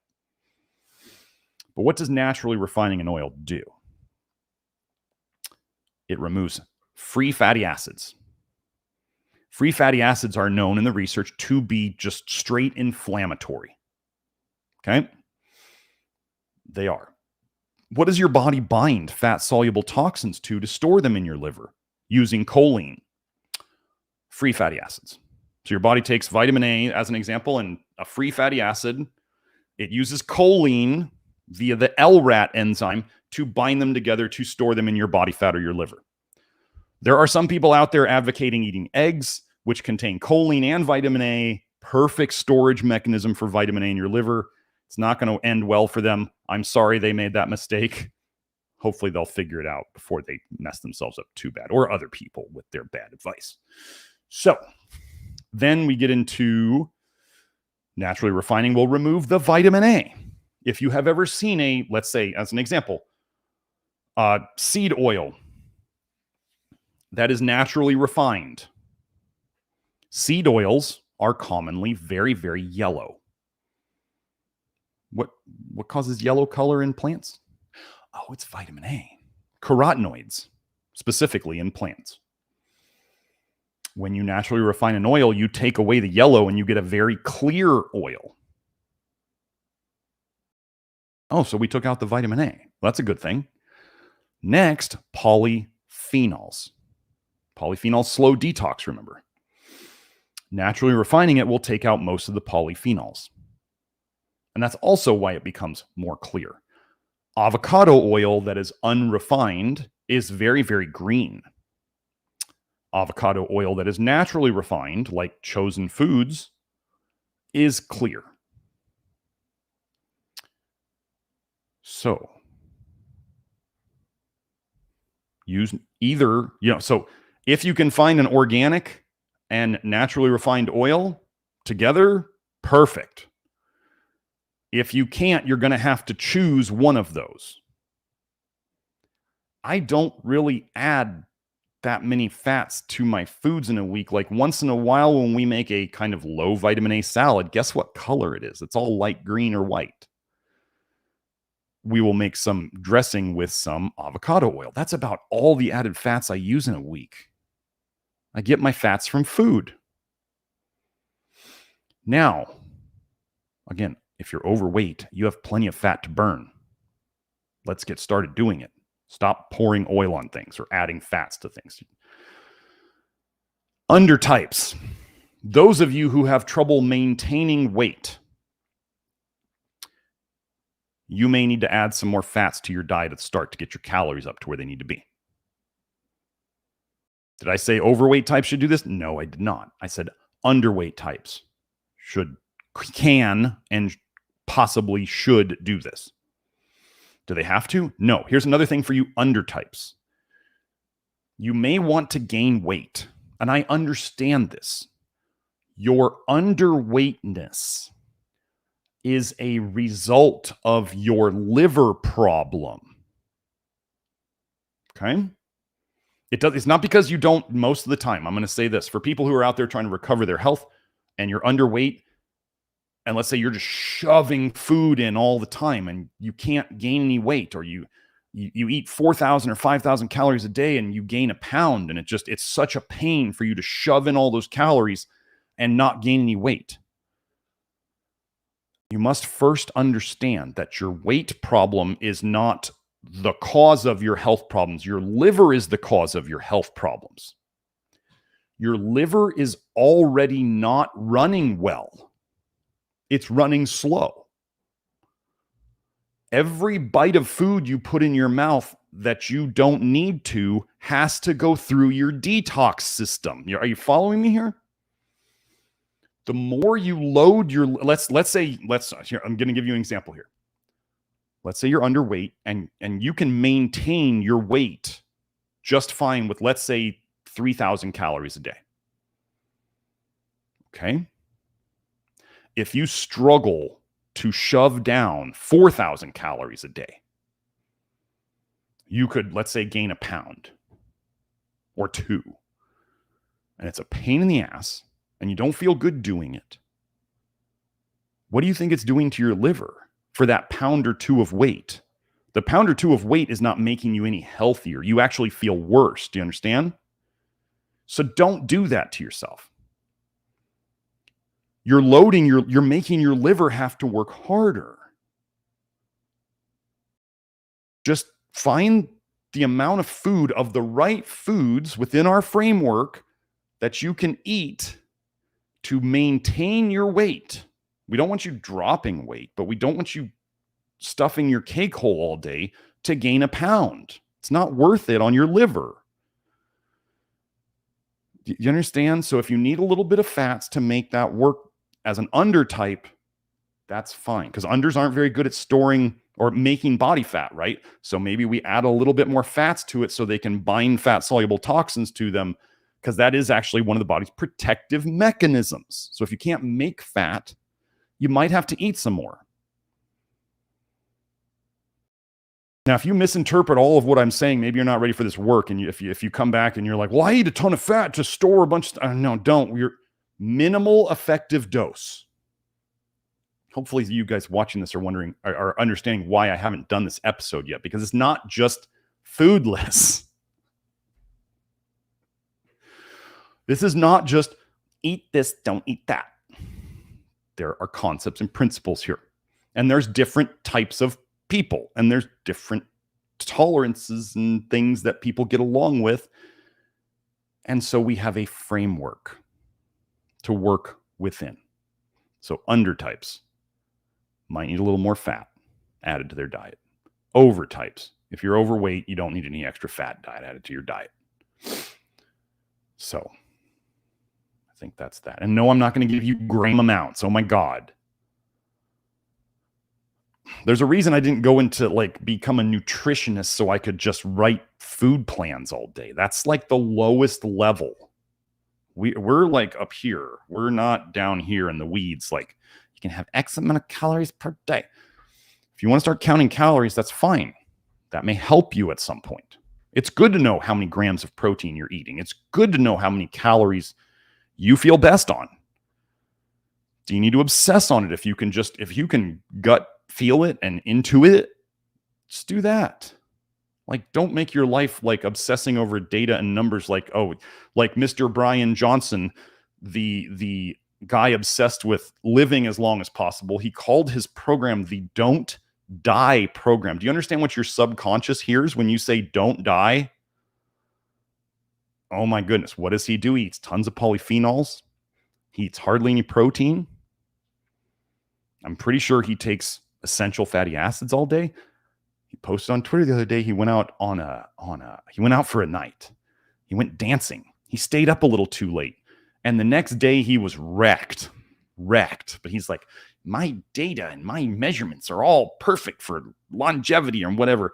And then the next day he posts a tweet about shilling for a pharmaceutical product that supposedly is going to help you live longer. It's a trap. They're doing the opposite of what we're doing. He's going to crash and burn at some point. He couldn't even go out for a night of dancing and stay up a little late. I had somebody visit me for a week, and I will honestly say that at 48, I could have kept up with myself in my 20s. You don't have to believe me. It's true, though. I'm not like, I went out for one night. I went karaokeing. I went bar trivia.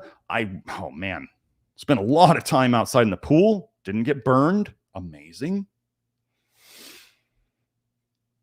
What we are doing here, once you start to get better and get past the toxicity that is making you not resilient, you will get more resilient. We've had multiple people on Twitter talk about how, not that I'm advocating alcohol. Alcohol is not part of this program.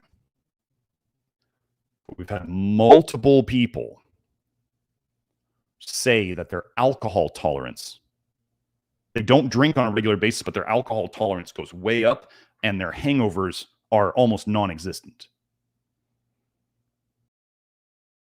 Now, again, are we advocating? We're not doing this program so you can go out and get drunk.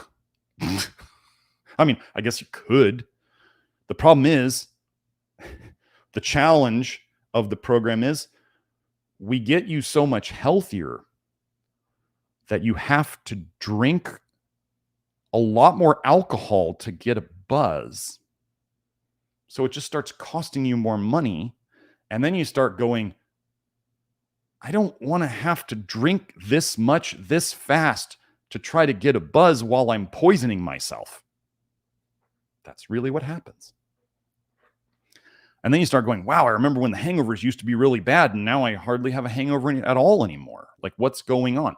Your ALDH is running better. That's what we fix. Your whole liver detox system is running better. So you put the alcohol in it, and it tears through it. It's not an ad. This is not marketing. Like I said, you should generally not be drinking alcohol in the program, but you're still a human, and you're still going to go out and do whatever you think it is that gives you a good time. And you'll notice, like, alcohol is getting quite expensive these days, if you've noticed, along with everything else. And all of a sudden, if you have to go out and consume twice as much alcohol to get a buzz than you used to, that gets real pricey to poison yourself. But yeah, I had noticed this years ago doing this process. And then other people are noticing it and, commenting on Twitter. Some of you may comment in the chats about it. Okay, so we have how to identify, just a question I'm going to go over, things I didn't go over. So some other foods that we avoid. Let me aim this down a little bit. Some other foods that we avoid, not because of the vitamin A content. Not necessarily because of the vitamin A content. We avoid nightshades. I was an expert in nightshades before I became anti-vitamin D and before I became anti-vitamin A. Nightshades, toxic plant foods. Tomatoes of all colors. Potatoes. We'll talk about potatoes in detail. Peppers or capsicum, spicy or not. Eggplant. Goji berries. Tobacco. That's the basic list. Are there more to it? Yeah, actually, I was with somebody and they got a fruit plate and they brought it out and there was this little orangish, yellowish fruit on it that looked like a tiny tomato and it had the leaves around it. And the person I was with said, I think this is a gooseberry. And I was like, oh, that's a nightshade. It looked just like a little tomato. So those got left on the plate for sure. Nightshades are toxic. They contain vitamin A. They contain active vitamin D. They contain calcitriol. There's a reason why you feel like crap after nightshades. And if you don't feel like crap after nightshades, then you're probably really toxic and you're just not able to notice it. I can say as people get better, they're able to eat nightshades without feeling bad. But if they do it too many times in too close together, they will start feeling it again. They'll go, oh, this is why we don't eat those. So nightshades peppers have tons of vitamin A in them. Tomatoes have tons of vitamin A in them. Eggplant was regarded in, I think it was in Italy, that if you ate it every day for a month, you would go insane. Eggplant is like one of the most toxic nightshades out there, especially the skin. What color is the skin again? Oh, it's dark purple. Dark colors. Oh, so if you were gonna eat an eggplant, you better peel it. Oh my goodness. So we go to, well, that's nightshades. Just don't eat them. White potatoes. White potatoes contain solanine and alpha-chaconine, which are glycoalkaloids that are toxic, to the point of there are case studies of entire schools in Ireland where they stored the potatoes wrong and the entire school went to the hospital. Okay. Potatoes are not an innocent nightshade. I'm also going to tell you that if you peel potatoes, if you're going to eat them, they are very high in potassium, which is nice. And if you get white potatoes, not yellow potatoes, but white potatoes, because what would yellow flesh potatoes have in them? Oh, vitamin A. If you get white flesh potatoes and you peel them very well, and by peeling them very well, I mean there is no skin on them. The potato is one color. This is a simple concept. There should be no other colors on that potato, and the potato sure better not have any greenish tint to it. You peel off all of the eyes very well. You peel off you cut out all the bruises. The potato should be, what you're going to eat should be one color. If it's not one color, you're leaving toxic stuff on there. Then, as the saying goes, you're going to cook the hell out of the potatoes. Cooking the hell out of the potatoes. Somebody said this was a Ray Peat line. I don't really care. You're going to cook it to break down as much of the toxic stuff as you can. I started saying that because somebody else said it. I don't know where it came from. But anyway, cook the hell out of them. But it's best so you don't create acrylamide like making French fries and stuff like that by adding oil to the starch and creating acrylamide. It's best to either instant pot them, like pressure cook them, or boil them. Now, potatoes are what I call the sneakiest nightshade. And what I mean by this is I will have people who will say, oh yeah, I don't feel good with the other nightshades, but I feel fine with potatoes. And I go, okay, here's what's going to happen. Then they're like, I eat potatoes like every day. And somebody might say, it's one of the few things I can eat. And I'm like, okay, so you're going to eat potatoes for now. Let me tell you what's going to happen. After a while, you're going to feel better eating them because you got more potassium and there's some low vitamin A and all that stuff. But over time, you're going to accumulate these glycoalkaloids in you, and you're going to have either old issues show up or new issues show up. And you're going to wonder why, because it's hard to track. Slow poisonings are the hardest to track, right? It's easy if you like take a new supplement and you're like, oh, I don't feel good. Well, that's easy to figure it out.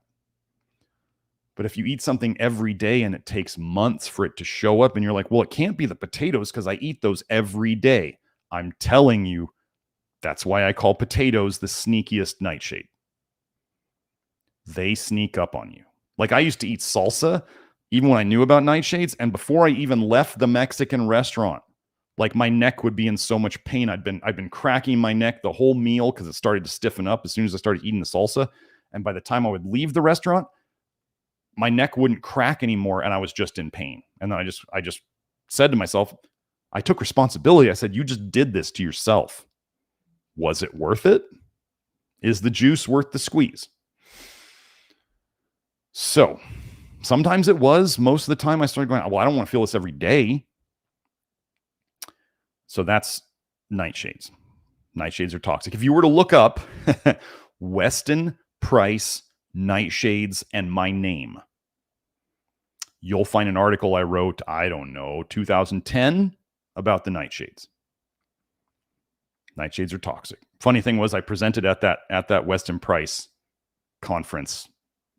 Chris Masterjohn was there talking about the next thing we're going to talk about, cruciferous vegetables. It's too bad that Masterjohn can't figure out that vitamin A is toxic.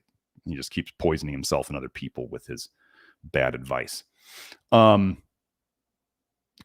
vegetables. Broccoli, Brussels sprouts, cauliflower, cabbage. You can look up I think radishes are in there. Okay. Just look up cruciferous vegetables or brassica, Brassica. They contain tons of sulfur. That's what. So, did I already say the list? Broccoli, Brussels sprouts, cauliflower, cabbage, and the other stuff. Tons of sulfur. That's why they stink when you cook them. Sulfur slows down detox.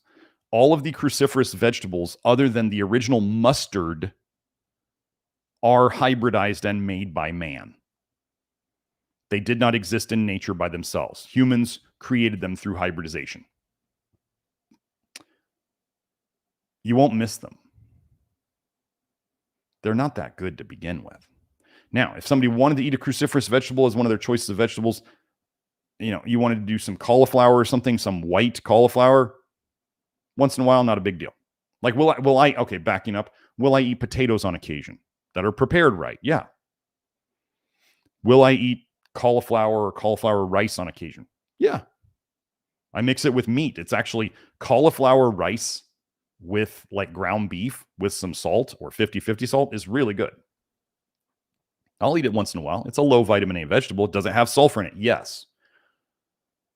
You still make all your choices. Like you can't, there are no perfect foods.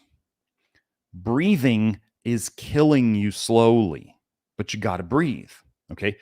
Eating foods, there are toxic things in every food you eat. You still have to eat.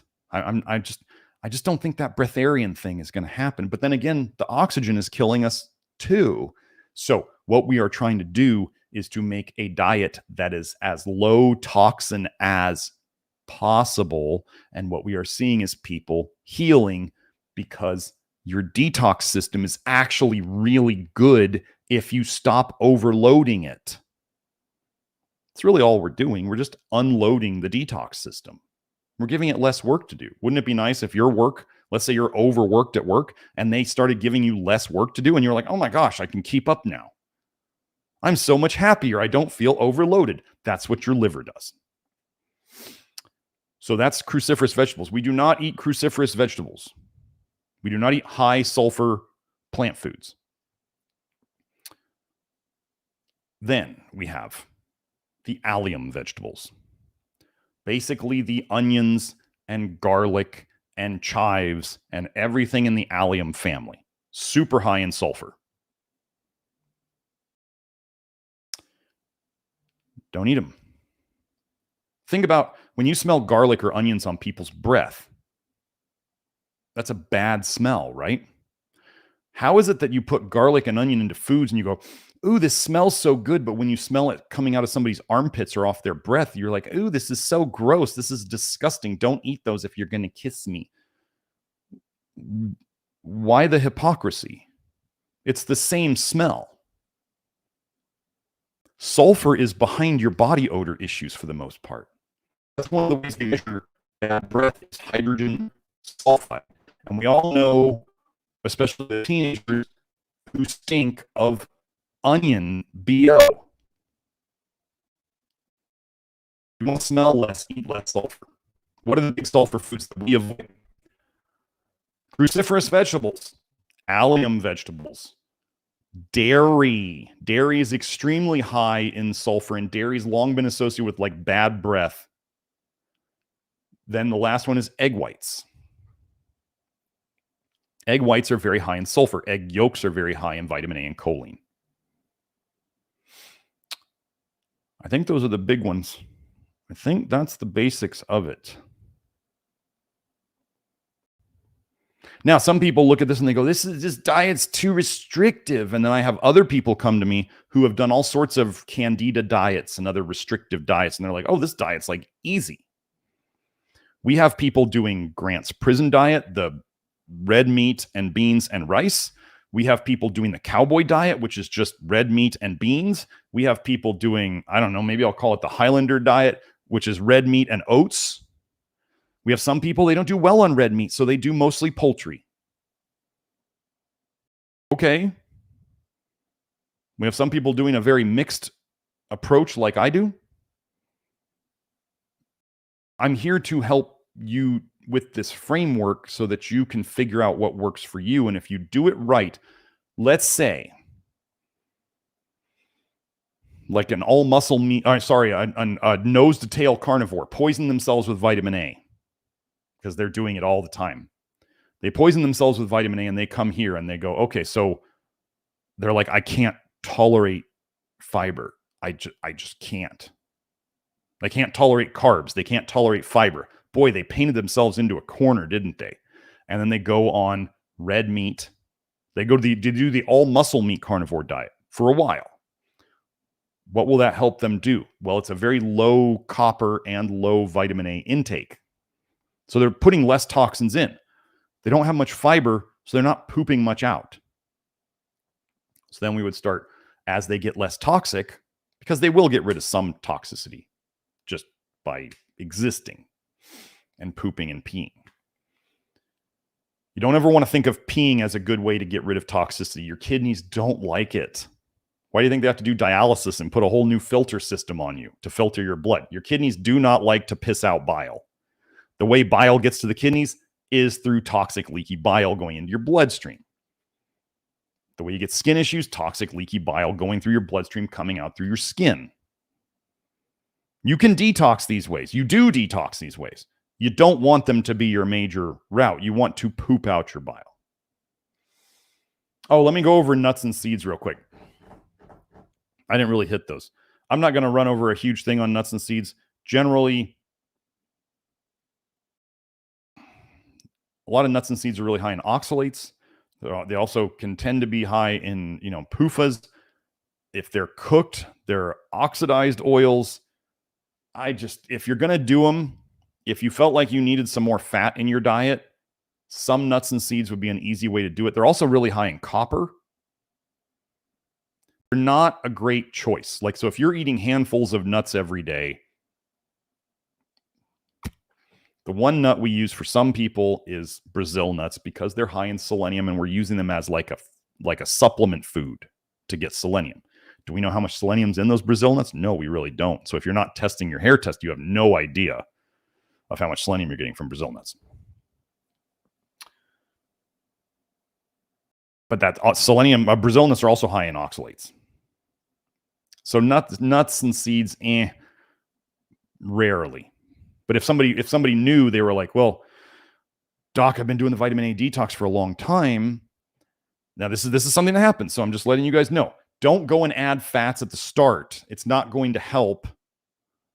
You're probably already eating way too much fat for what I'm about to talk about.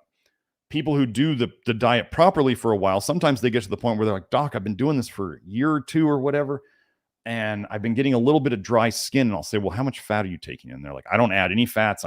Sometimes they're like, I'm doing chicken breast and rice and whatever. And I'm like, okay, and they say, well, I think I might be on a little too low of fat. And I go, okay. Add like a tablespoon of oil or a quarter cup of nuts.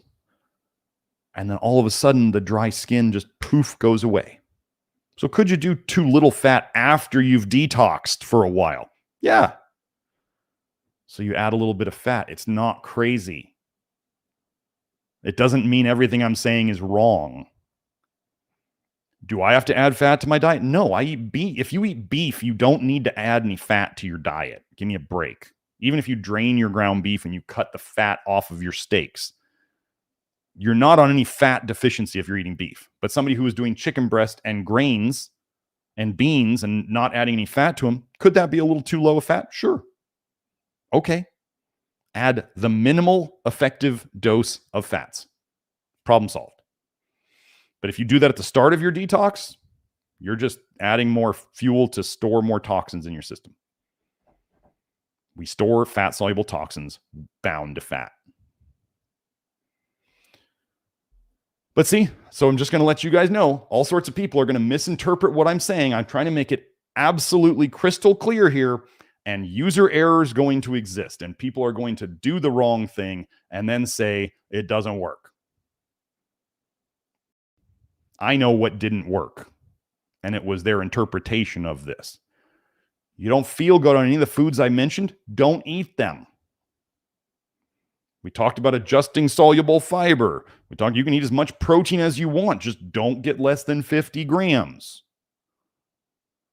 You want to eat, and what do you season your food with?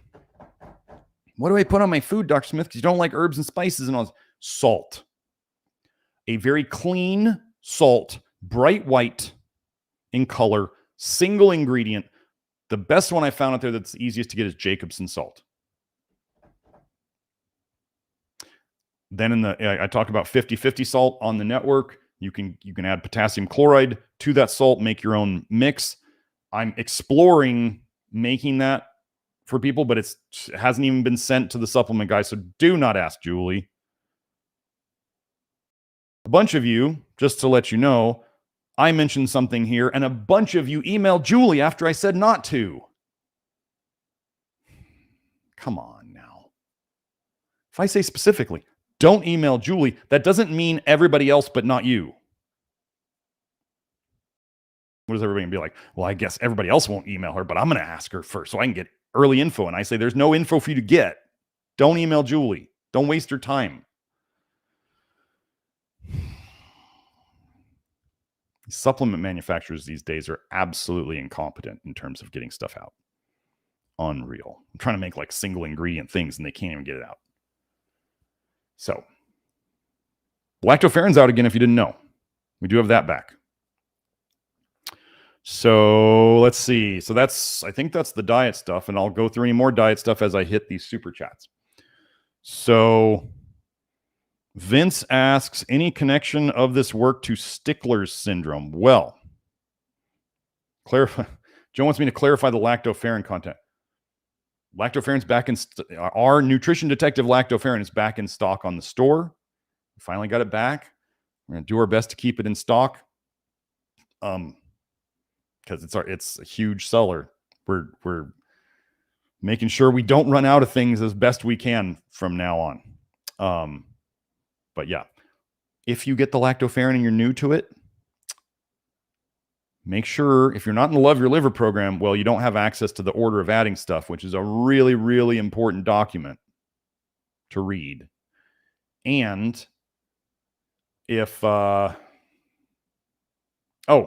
a link. There's information in the Love Your Liver program, and there's a link on the lactoferrin bottle to very specific instructions, a specific web page that I made, so you could read it and not overdo the lactoferrin and then say the lactoferrin made me feel bad because I jumped in at 1 full capsule a day and it was too strong for me. That's probably going to be too strong for you. Lactoferrin is very strong. So, read the instructions. Open the pill. Take a little bit to start. So let me look up Stickler's syndrome because I'm actually not familiar with that condition. Let me see.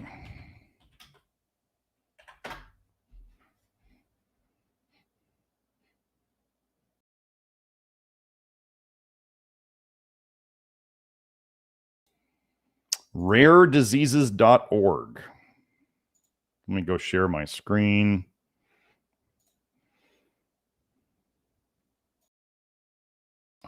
Hold on, wrong one. There we go. Share screen.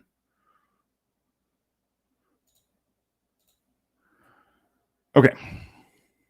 So one of the things is when we start finding diseases on the National Organization for Rare Disorders, there's not going to be a lot of research on it. That's just the way it is.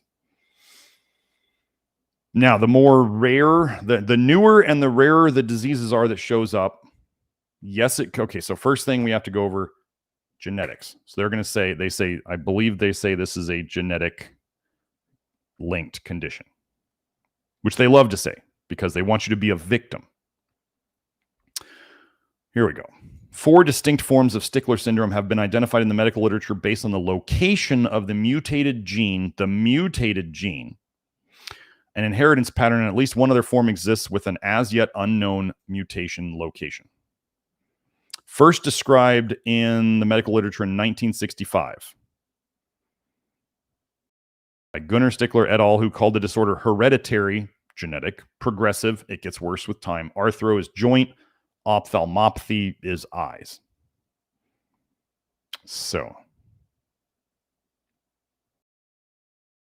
genetics loads the gun, environment pulls the trigger.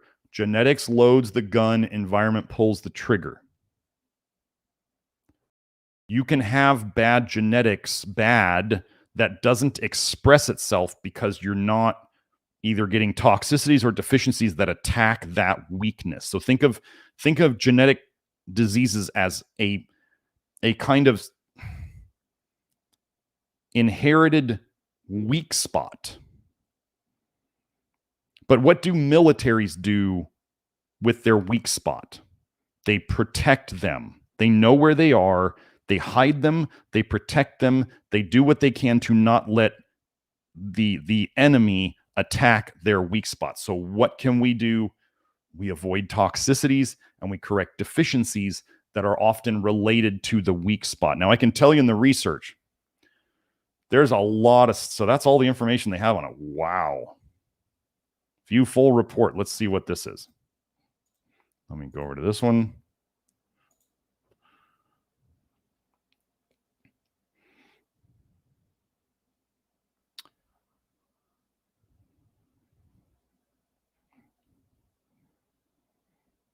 Okay.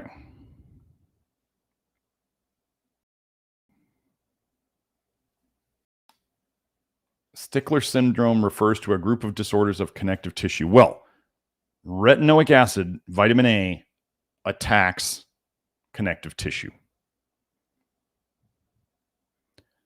Copper will also mess up collagen. We've had people who have had Ehlers-Danlos syndrome and improve a ton on it doing what we do.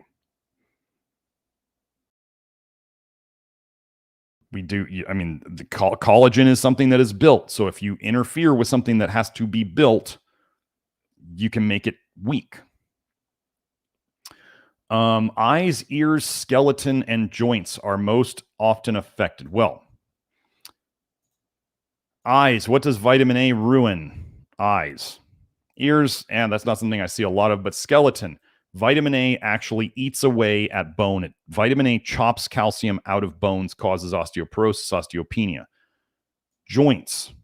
Well, how many people here know that we've helped their joint pains improve? And what calcifies a lot? Joints. So what do we have here? One of the first signs of Stickler syndrome is nearsightedness. Boy, there's a bunch of people out there with that right now.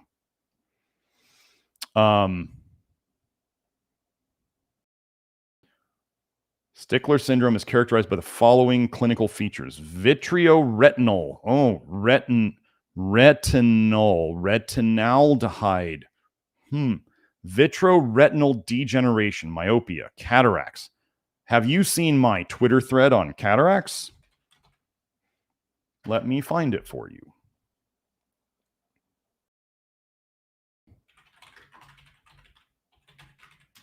I'll switch screens in a sec, Joe. Oh,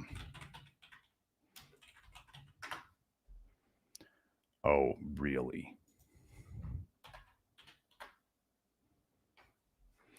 Can you believe this is, let me tell you how bad Twitter search engine is. Like, it's got to be on purpose. I type my handle from NutriDetect and then I type cataract China. My Twitter search engine finds nothing. And then I type cataracts with an S, China, and I find it. absolutely like the worst. They make the search engines on social media bad on purpose. So you can't find your old stuff. So anyway, I have a whole thread here. I just posted it in the live chat about how in this one area of China, one of the few foods they have to eat is sweet potatoes. Talk about how the BBC covered it up in the later episode. They actually removed the word sweet from potatoes. So they took out the word sweet so you wouldn't know that it was a sweet potato and excess vitamin A accumulation. Grant Generous sent me this video. Anyway, this is the highest rate of cataracts in the world. And one of their staple foods, they don't get a lot of protein. And one of their staple foods is sweet potatoes. Highest rate of cataracts in the world. So you can read that post. So there's your cataracts, retinal holes and detachments. Again, that's just weakening of the eye, sensory neural hearing loss. I'm trying to remember if that was a vitamin A thing. Okay, a characteristic facial appearance with mid-facial flatness, small chin, long upper lip, palatal abnormalities, including cleft palate, bifid uvula or high arched palate. Okay. I do believe, let me go find, so I showed that one.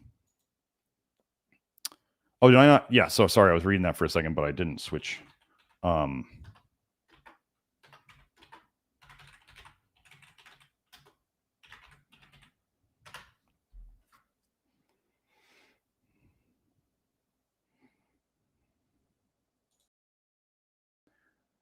So here is a Twitter post of mine connecting cleft palate with vitamin A toxicity. Excess vitamin A can cause congenital malformations such as spina bifida and cleft palate and cleft lip. Research should focus specifically on effects of slight nutritional overexposure of vitamin A. So let's say a child is born vitamin A toxic, and then they, soon after birth, in their early years, they show up with these symptoms. Well, it's probably a combination of toxicities and deficiencies. Yeah. So we can connect cataracts to vitamin A toxicity. We can connect cleft lip and cleft palate to vitamin A toxicity. Let's go back in here. Musculoskeletal problems, including loose joints, scoliosis, chest deformities, a hip disorder of childhood, early onset degenerative osteoarthritis, onset before age 40 years by X-ray, and mitral valve prolapse. Okay, let's just go into the let's just go do this. Let's do isotretinoin musculoskeletal PubMed.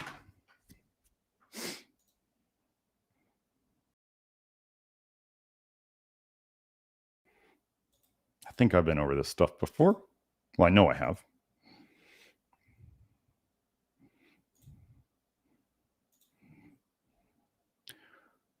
Let me give you this link. So here's what I'm saying. Important backup. Accutane is 13-cis-retinoic acid.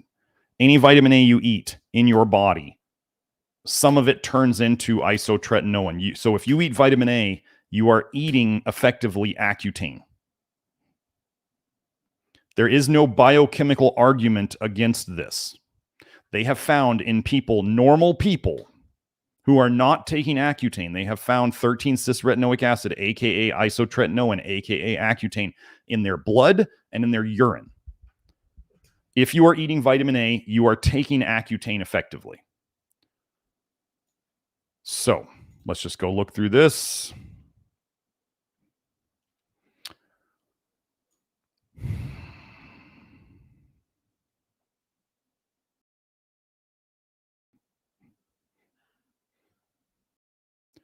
So remember, we just saw musculoskeletal stuff. Of the 94 patients, 71 were female, 23 were male. 47.9% of the patients had arthralgia, that's joint pain. 53.2% had myalgia, that's muscle pain. 70.2% had low back pain. 11.7% had sacroiliitis, we've talked about this before, and 4.3% had tendinopathy. That's actually like degenerative changes of their tendons. 37.8% of 66 patients with low back pain had inflammatory pain, and 62.2% had mechanical pain. Bone marrow edema Inflammation and swelling of the bone marrow consistent with sacroiliitis was detected by sacroiliac MRI in 11 patients with inflammatory back pain. The median total cumulative dose of isotretinoin was significantly higher in patients with low back pain than in patients without low back pain. Okay.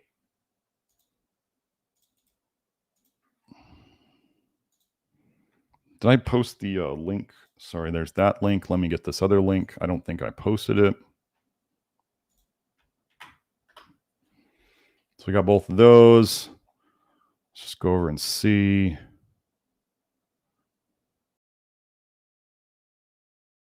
Okay, share this one. Evaluation of musculoskeletal adverse effects in patients on systemic isotretinoin treatment, a cross-sectional study.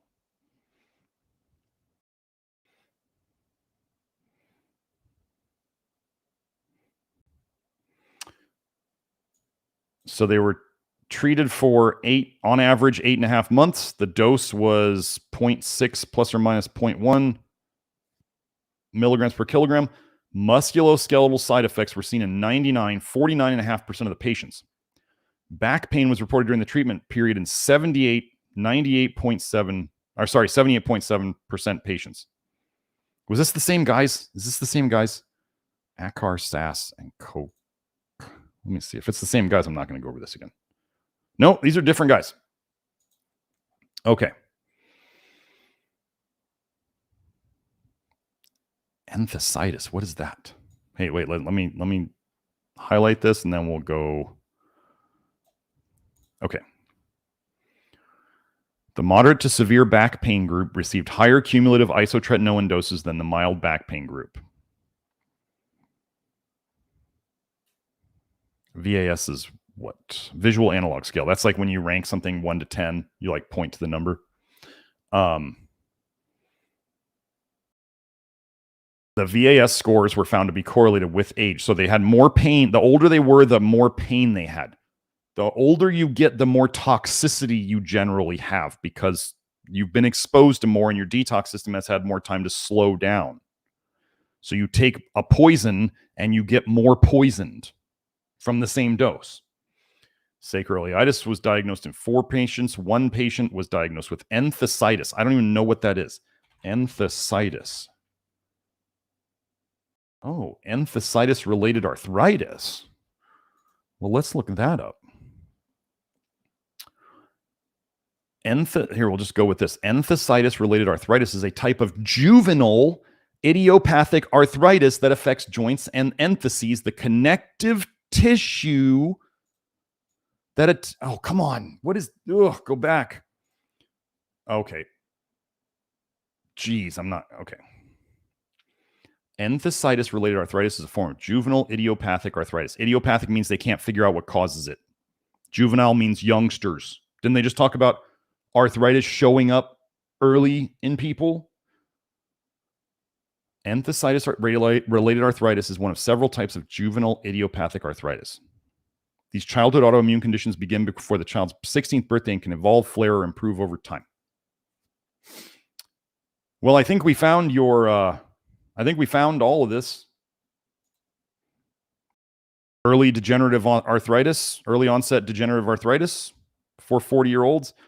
Got all sorts of musculoskeletal problems. And the chest deformities, that would be like you're developing incorrectly because you're toxic. Autoimmunity is toxicity. Let me get that link. So there you go.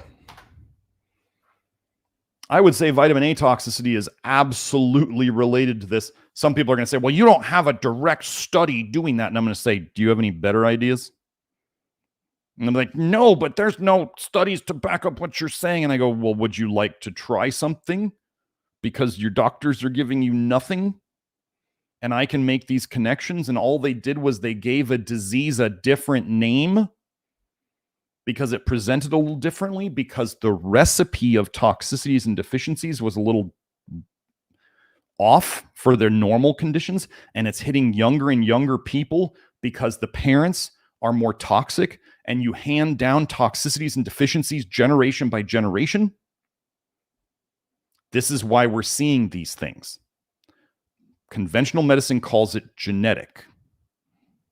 If your mom and your dad and or both of your parents were toxic, and they hand you down a toxicity and or deficiency related set of diseases, they will call it genetic, because they absolutely cannot admit that they are behind and they are propagating the toxicities and deficiencies that you are suffering from.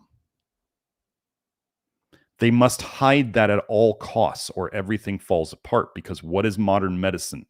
Poison, deficiency, toxicity. That's what they do.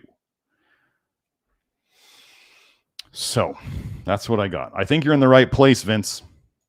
I think we can help you.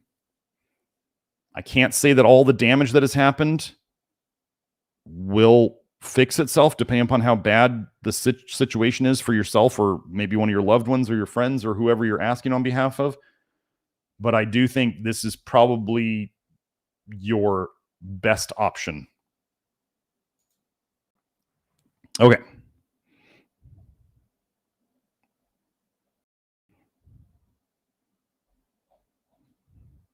Wait, I think I jumped too far. Joe, you said there was 4 super chats. I saw Vince's. What's the next one? Oh, Mr. G. That's a good question. Are stomach aches and headaches caused by bile? I eat oatmeal and it goes away. Thanks. Okay, good question. Excellent question. Stomach aches generally are bile going back up into your stomach. Correct. So, what do we talk about oatmeal doing? Oatmeal is soluble fiber. Oatmeal soaks up bile. If the oatmeal is soaking up more bile than you dump when you eat it, you get relief from your symptoms. The other thing you could try if you wanted to not do oatmeal, Mr. G, is you could do some charcoal in water. Okay, so here's the thing about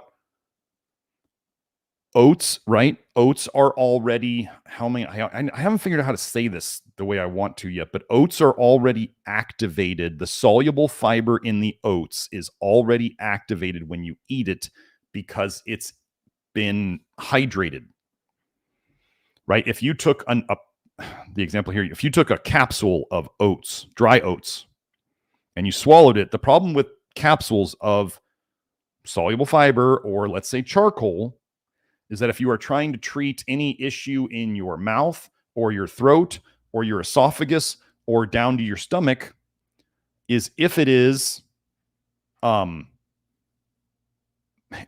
capsule doesn't dissolve until it's past your stomach, the soluble fiber or the charcoal can't absorb what's in your stomach because it was never exposed to it, right? You have to first you'd have to expose it. Then it has to soak up enough water that the soluble fiber or the charcoal can adsorb things. And then it has to touch the thing to adsorb. So if you are trying to treat anything in your mouth or your throat or your esophagus or your stomach, it needs to be like charcoal in water, or like oats that have already been soaked with water. They've soaked up their water. So yes, stomach ache, absolutely related to bile generally. Headaches, yes. So headaches are very related to vitamin A toxicity and copper toxicity. They're classic symptoms of both. So hold on. Classic symptoms of both, it is bile in your blood. So if you were to take oats, well, oats are actually decent in potassium. I forget how much it was on Coach's Oats. It actually says how much potassium. So potassium often helps headaches. A lot of the toxic things in bile deplete potassium or block potassium channels. So oats can soak up. So think of it as you eat oats. Let's say if the stomach ache and the headaches come around the same time, or like if they're kind of linked, then what that means is that they may not be linked, but they may come together. If they come together, what happened was somehow, for whatever reason, you triggered a bile dump. They happen normally. They happen when you eat. They happen when, exercise can cause a bile dump. Sun can cause a bile dump. Heat can cause a bile dump. Stress can cause a bile dump. Soluble fiber can cause a bile dump. Coffee can cause a bile dump. Like all sorts of things can cause bile dumping. But again, remember this. The bile dumping is the cause of your problems and the solution to your problems, because this is what's making you toxic internally. You're toxifying yourself.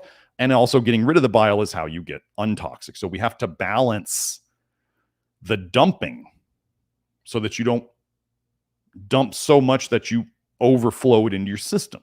We want to try to get rid of it as much as possible and not aggravate your symptoms. So let's just say that the stomach ache and the headaches came together. With the stomach ache, the bile is going back up into your stomach. With the headache, the bile has leaked into your bloodstream, and it has now made its way up to your head, your brain.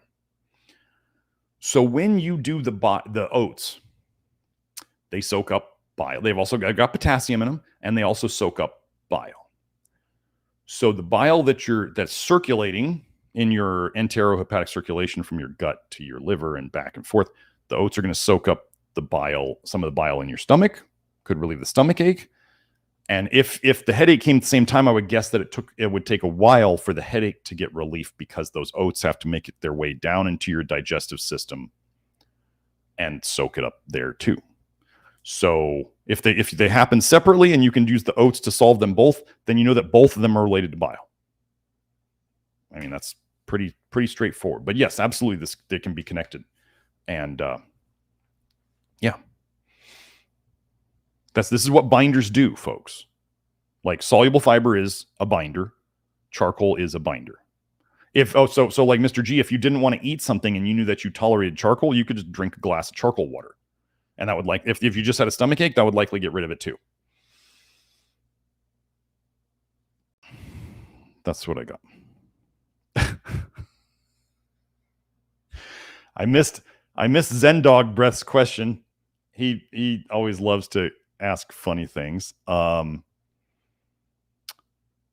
He says, have you looked at microdosing nicotinic acid yet? No, I have not.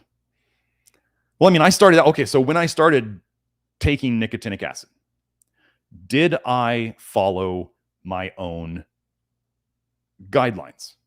I absolutely did. I got the 25 milligram pills from Dr. Clark's, and I started at 125 milligram pill a day, because I knew from my past that I used to flush at 50 milligrams a day, because that was the smallest pill I could buy at the grocery store, or at Sprouts or whatever it was, or at Natural Grocers, or I don't know, the place that was closest to me. I just went there and I'm like, do you have flush niacin? And they said, yeah, we got this 50 milligram. And I was trying to, back then, I still believed in the nonsense of methylation science. If I posted on Twitter this week about how Merck is behind your methylated B vitamins. Methylated B vitamin science is Merck science. If you believe you have methylation problems, Kelsey can show you the research on this. You have nicotinic acid deficiency, you have NAD deficiency, and you likely have toxicity problems, and you likely have other deficiency problems going on. I used to flush at 50, I think I actually flushed at 25 milligrams. The first time I took a 25 milligram pill, I flushed. And then as I experimented my way up, I went from the 25s and I was taking a bunch of them in a day. I think I was taking 250. So I was taking 10 of those 25s. And then I jumped to the 500. And then I just started jumping after that. And because I got used to the flush is, don't punish yourself with the flush, but don't avoid it. You're tougher than that. Come on. This is actually a detox. The flush is a detox. So just like we talked, don't push it too hard, but also don't be like a sissy and avoid it. Okay. Don't, come on. You're tougher than you think. If it's causing you to dump too much bile though, then you need to back off. But microdosing nicotinic acid, technically I could say I have microdosed it. I did 25 milligrams. We're working on our own niacin right now. Is it out yet? No. Should you ask Julie? No.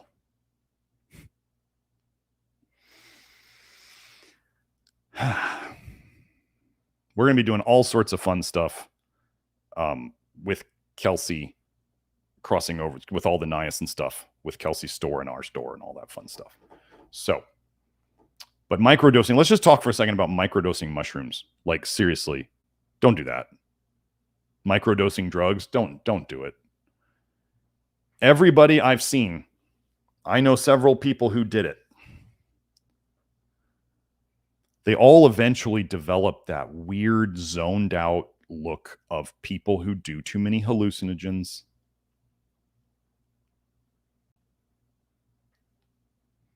Some people say that hallucinogens are great opportunities for demons and spirits to come in and settle into your system. And I don't necessarily disagree with that. I think it's quite possible. So doing that every day, that would be like you're setting yourself up as a big target if you were to believe in that. Yeah. Let me see.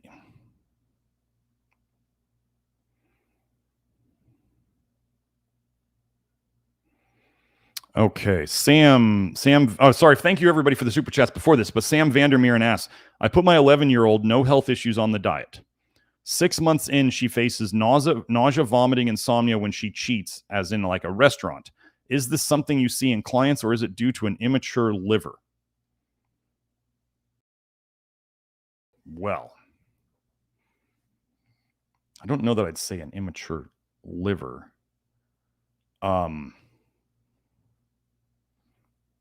Something she's eating is definitely causing, I mean, okay, a lot of people, as they do this program, like, we get better at the things we do a lot of, right? The SAID principle, the specific adaptation to impose demands. We can do that in our diet too. So let's say people are eating a really high fat diet and their body kind of gets used to it. They're adapted to it. That doesn't mean it's good, right? Because people can drink tons of alcohol and then be like a functional alcoholic all day. And that's not a good thing, right? So you can adapt to anything. Humans are amazingly adaptable and resilient. I want you to think of how many different ways they're trying to poison us right now. And humans are still doing generally okay. I mean, there's a lot of sickness and disease, but think of how many ways they have to try to poison us. How many ways they are poisoning us. Like, and people aren't just dropping dead on the street all the time. I mean, although there was the pokies that, you know, kind of did have people just keeling over. So if you start eating a lowered fat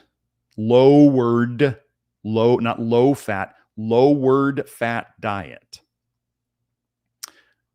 and then you go and you eat restaurant food that is, remember, restaurants want you to like their food. They don't give a shit about your health. They just want to hit as many of the taste, the fun and good taste receptors that we're all addicted to. Most people who are addicted to really tasty food are getting their dopamine hits from the food. They're addicted to the dopamine hits they get from the food. So if we start taking that away and people are getting less fat, less herbs and spices, less of this stuff, and you go to a restaurant and you eat a bunch of soy and canola French fries, so you get a massive dose of fat, of crap fats, and her body, I mean, think about it, nausea and vomiting, her body's saying, reject this, right? It doesn't want it. I mean, why would our body, if our bodies are intelligent, children's bodies are more intelligent than ours generally, and they detox better. So if she's eating something her body really doesn't want. And that's like me at the Mexican restaurant where I said, is this worth it? Like, I know for breakfast, I do not tolerate high amounts of fat. So most restaurants that serve breakfast, it's tons of fat. So I don't choose things that are high in fat at breakfast. I can eat tons of fat at dinner. But in the morning, my body's like, I don't know, don't.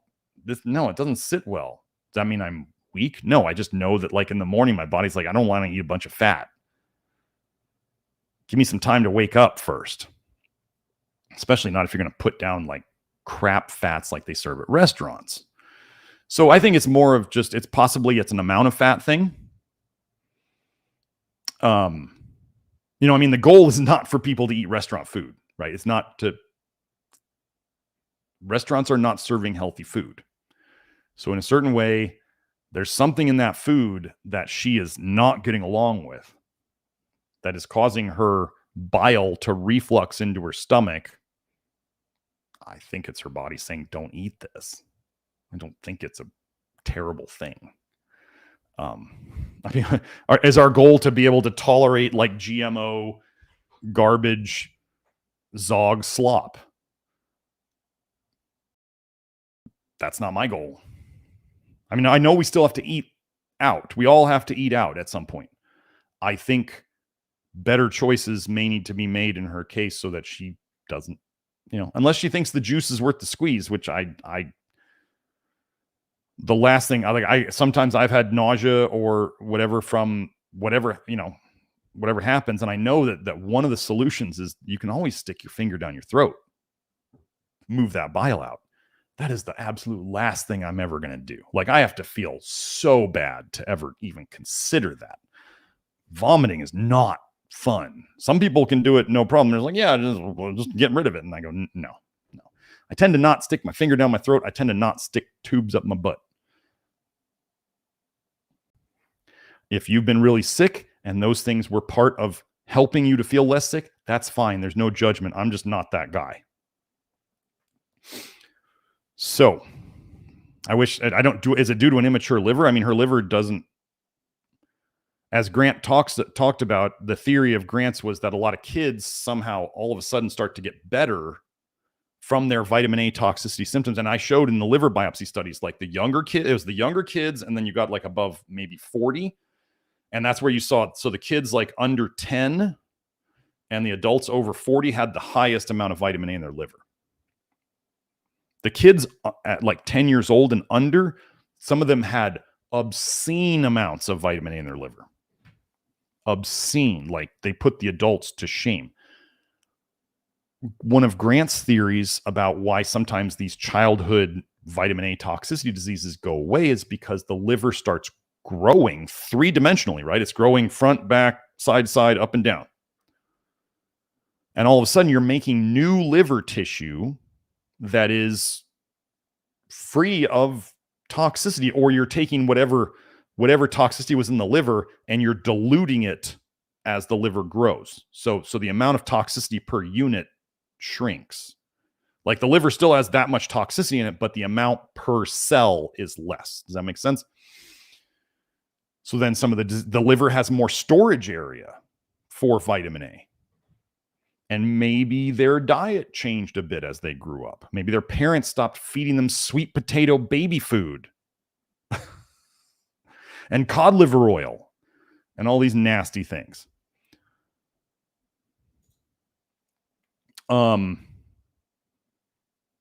So that stuff. Yeah. I would just, it's something I see in clients. I mean, some people, here's the thing. People can become, we have a couple things going on. Like I was saying about Brian Johnson wrecking himself over one night of dancing versus me. And I'm going like 8 days having a good time with visitors in town and being like I was in my 20s. That's like increased resilience, right? There's another thing to think about though, that is not, some people might interpret it as decreased resilience, but it's really not. Like your daughter, she's going and she's eating. I don't know what you guys choose at the restaurant, but I'm just going to assume that it's restaurant food. It's like Cisco stuff. It's canola oil, soy oil, whatever the bullshit is they put in Zog slop restaurant food. I'm assuming it's not like an organic, like grass-fed restaurant. I'm making assumptions.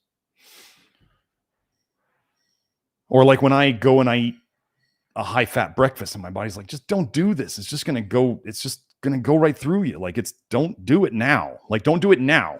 Later's fine. Don't do it now. Okay. And I can just listen to my body and go, not the time. Not going to do it. I will feel better if I don't eat restaurant food, especially high fat stuff at this time. So why do kids like white foods? Why do they like foods that aren't brightly colored? Why do they like foods that aren't bitter or sour or spicy? Kids don't like these foods because they're more in tune with their intuitive toxin sensors, which is your taste and your smell and your sight. So they avoid these things. Now, kids can be corrupted. Like you start giving your kids a bunch of sugar and, oh my gosh, my kids like sugary things. That must mean that their intuition says to eat sugary things. No, don't do that. How do we corrupt our tastes? By exposure therapy. You think any kid would like black coffee when they're first exposed to it? You think any kid would like dark, like 100% dark chocolate when they first are exposed to it? No. So you sweeten it up and you add dairy to it, and all of a sudden they go, ooh, this is tasty. And then they eat and drink more of it because you've masked the poison taste with sugars. What do restaurants do? They add sugars and fats and salt and tons of that stuff to just make things taste good. So I don't know. I would have your daughter listen to her body. I mean, nobody's going to say that restaurant food is better than homemade food. So, but there's you got to differentiate as you start to feel better. Here's the thing.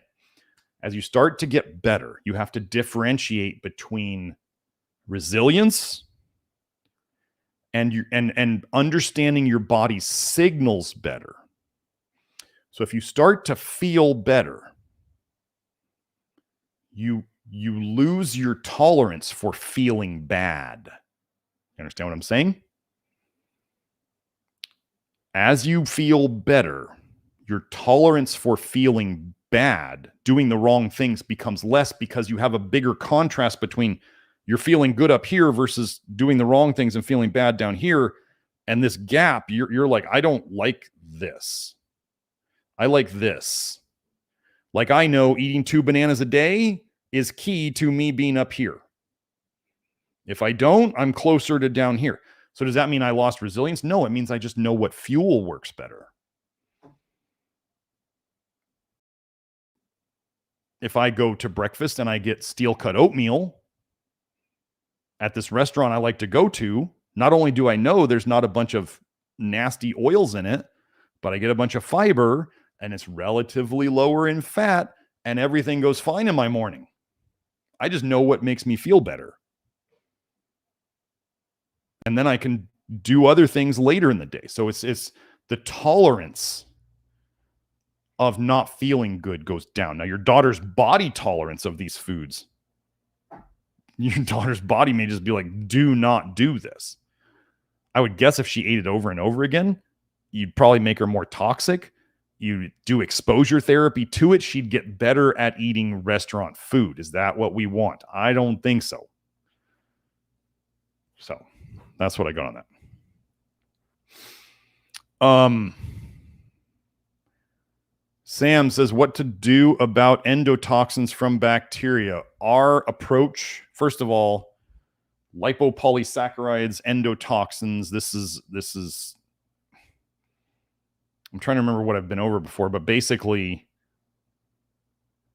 endotoxins are an issue in leaky gut. What causes leaky gut? Toxic bile. What do we fix? Toxic bile. So do we fix leaky gut? Yes. So then do endotoxins become as much of an issue? No. Also, endotoxins are related to the gut biome. What ruins the gut biome? Toxic bile, vitamin A. What do we fix? Toxic bile, vitamin A. So then the gut biome changes and it's going to make less endotoxin. I don't want to spend a lot of time on this. It's just, this is not something that, it's a secondary concern. It's just a secondary concern. It's not our primary concern. Because then if you start looking at the research on there's a group out there making terrible decisions on their diet because they obsess over endotoxin. We get people's guts better without ever talking about endotoxin, because what we do fixes the root causes of the problems. We're not endotoxin is a of things happening. It's not a cause. So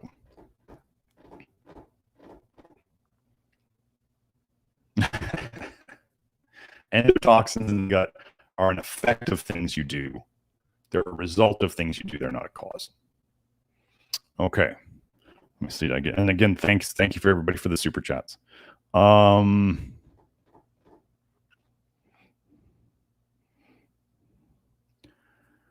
Okay, Monica CP, thank you for the super chat, Monica. She says, what about this hype about this C15 longevity related fatty acid, especially in blue zone diets? Thank you. The blue zone research, let me not mince words. Blue zone research is absolute horse shit that should be thrown in the garbage. Let me find Mike Roberto's. Mike Roberto is a vitamin A. He's a love your liver guy. He wrote a great article. Yes, here we go. Mike Roberto on Twitter, he's kind of become like the beta carotene disrespecter, like premier. Like he goes through the research and just destroys beta carotene. Absolutely amazing what he does. So anyway, yeah, so he's got this whole article. Are blue zones based upon fraud? New research may suggest. So yeah, did I post this link? Yes. The people who are living a long time in the blue zones are lying about their age.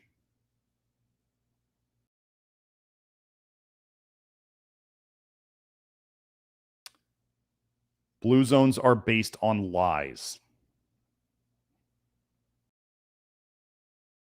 So anyway, check this article out. I'm not going to spend too much time on it. If it's longevity, let me put it to you this way. If it's longevity research being presented in the mainstream, it's a lie and you should do the opposite. It's quite simple. Like when they tried to badmouth niacin about the 2-PY and the 4-PY, and they didn't tell you that that was niacinamide created, and that nicotinic acid or flush niacin has nothing to do with 2-PY and 4-PY. But what do they promote in the mainstream headlines? Niacin is associated with heart disease and these 2-PY and 4-PY. It was a lie. It was misinformation. It was niacinamide. So they will lie to you directly to your face, and they will feed you fraudulent research. Now, I will say this. There was one longevity study where I think they looked at 6 different countries, and they got to the end of it, and they were like, well, we couldn't really find anything in common among these countries, except they all ate lentils. Lentils are what? A bean. Beans contain what? Soluble fiber. Soluble fiber does what? Adsorbs bile and helps you poop it out, so it helps you to detox. What a weird coincidence. I believe the Mediterranean diet eats, the actual Mediterranean diet over there, they actually do consume quite a few beans. So. Oh, I see. Yes, Kelsey has joined us in the chat. So yeah, so Monica, I'm not getting into the C15 stuff. Yeah, it's just mainstream garbage. It's like the Brian Johnson stuff where he's eating like hardly any protein and tons of polyphenols and essential fatty acids and getting vaccinated, and his son vaccinated, and then he's getting blood injected into him from his son. This is longevity. Oh my gosh. Hi, Kelsey. So I did mention your store opened again today. So Yeah, go check out Kelsey's store. It's in the video info below this, and I'm sure she'll post it in the chat. She's got some new stuff coming out. Like I said, I just took my niasoda here, the zinc niacinate. We're doing experiments with potential sunscreens with the zinc niacinate. So we've got lots of interesting stuff we're working on. Hey, should you email Julie about any of this stuff? No. I'm going to have Julie tell me who emails her so I can start keeping track of it.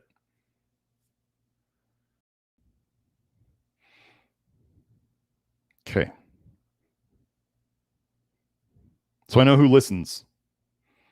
What are we at? We're at 1 o'clock. Oh boy, I got to get to the inner circle.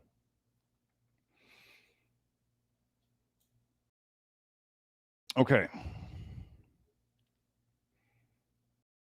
Baptized in Fire says, I wonder if acne is related. I think that's all this. That's all the super chats. Did I get all the super chats? Let's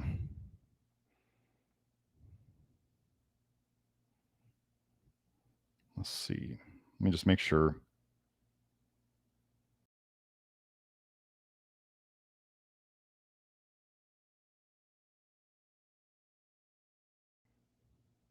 Yeah, I think we're good on there. So I wonder if acne is Baptized in Fire says, I wonder if acne is related to copper detox through the skin. Can't recall what made me think that, but I wonder. Okay. Vitamin A and copper toxicity come together. I found a video. I found a paper. I'm not going to go look it up right now, but when they gave mice or rats more calcium in their diet, their blood copper went up. Well, what does vitamin A do in the body? Well, it sucks calcium out of your bones. It cuts calcium out of your bones. And where does that calcium then go? It goes into your blood. So what does vitamin A effectively do? What will vitamin A toxicity cause in people? Hypercalcemia. You can look it up. So high calcium in the blood would then cause the body to retain more copper in the system, which would then lead to more copper toxicity. These are the logical jumps that we make based on our observations that vitamin A toxicity and calcium and copper toxicity come together. And then in all these diseases, you can find excessive calcium deposits. That's how they find your diseases on x-rays and CT scans, folks. They find calcifications of your soft tissue. Calcium where it's not supposed to be. Vitamin D supplements cause this. Vitamin A toxicity causes this. Copper causes this. And a lack of magnesium causes this. And then taking in too much calcium from like suckling cow udders causes this. Just the way it is. So okay, so do I think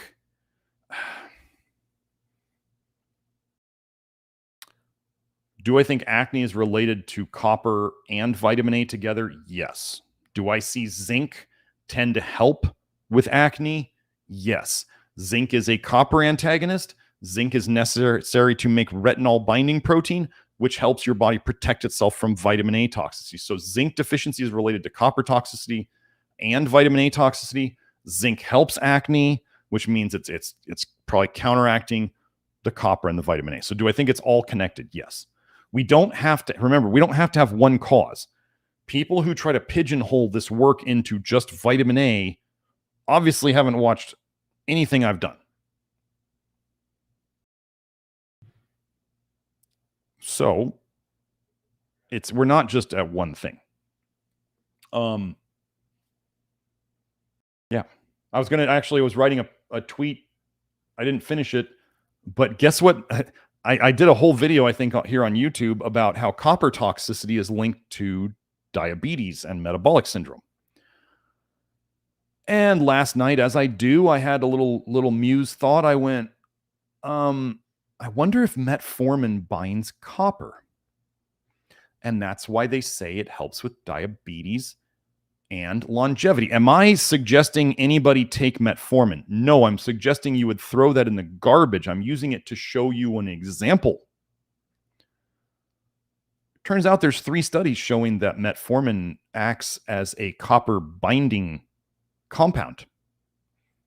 What a weird coincidence that they're saying they want to connect metformin with, helping with blood sugar regulation and with longevity, and it binds to toxic copper. And then if you look in the research, inositol, when they put myo-inositol, head to head against metformin, they find that it works just as good. And then I could show you 3 studies on fish that inositol protected the fish against copper toxicity in the water. Now, some people want a direct study linking the exact 2 things, and you're not going to get it. But I'm here to connect these things so that we can understand them, and then we can go, oh, yeah, copper is bad. It's bad, okay? So what do we do to fix that? Well, we make sure we get enough zinc and molybdenum and selenium, and we're doing more experiments with some other compounds. And you don't take in a bunch of copper, and you don't take in a bunch of manganese, and you just don't take in a bunch of vitamin A, and then we see these things start to resolve. So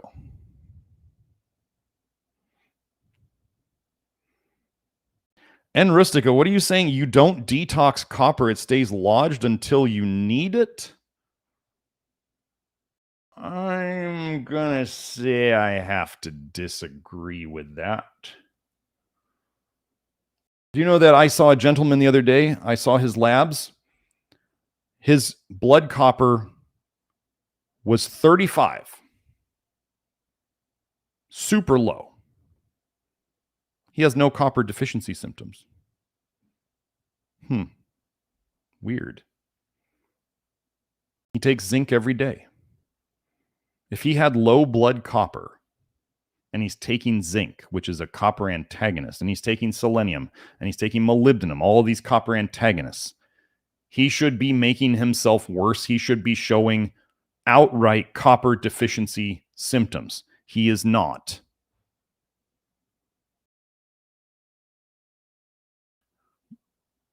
I'm not going to outright say that our bodies don't need copper, but as we keep getting certain people's copper levels lower and lower and they don't show problems, let's just say I have my doubts. If you want to believe that copper is necessary and good, go ahead. Remember my name. And remember, this is not a game. So if you bet wrong, copper is the hardest and longest thing to detox out of the system. So the more you put in, the longer the painful ride is going to be back out. You don't have to believe me, though.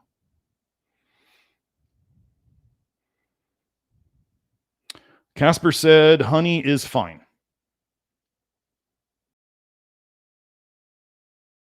I'm going to say we have lots of people in the program who used to eat tons of honey, and they would probably disagree that it's just fine. So added sugar is not the way to health.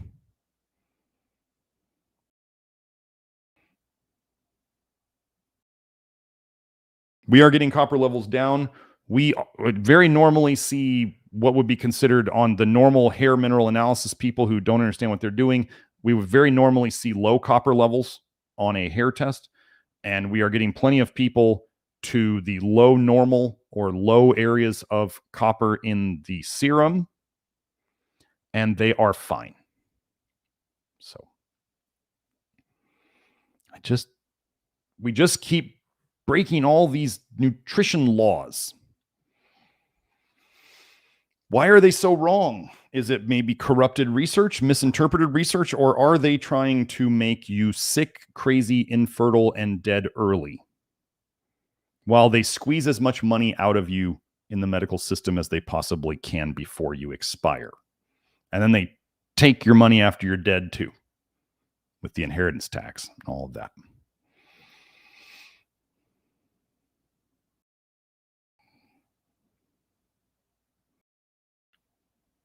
So,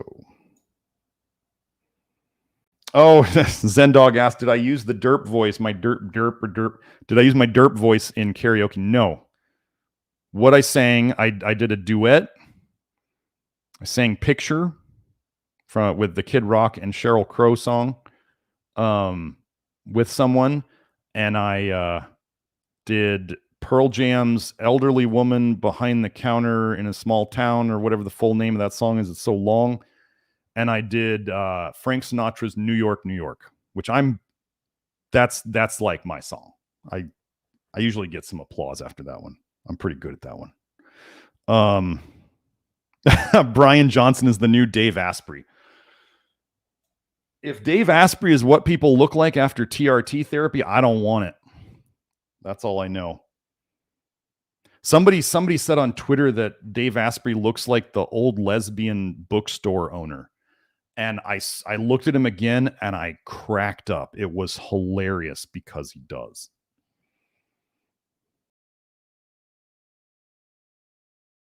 I think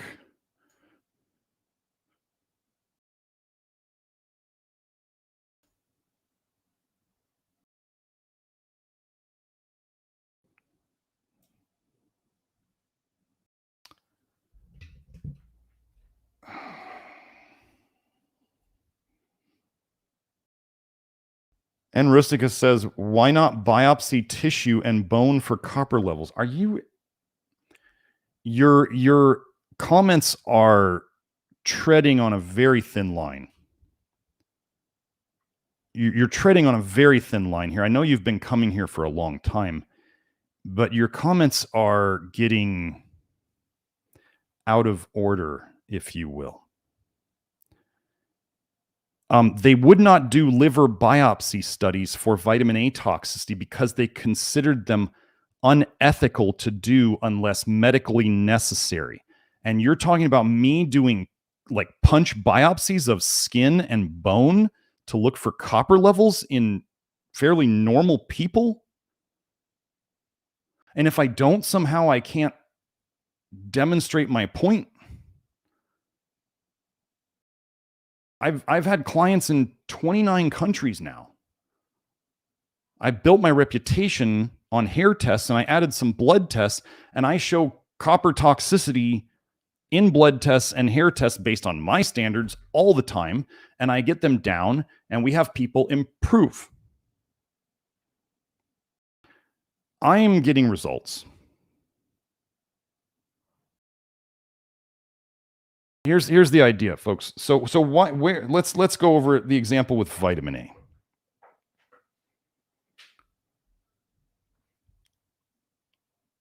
Vitamin A is stored in the liver and the body fat. Now, if we put people on a very low vitamin A diet and their vitamin A level does not go down, it stays very steady for years, even though they are not consuming it. What then is maintaining the blood vitamin A level? It's not from the food. It must be coming out of storage.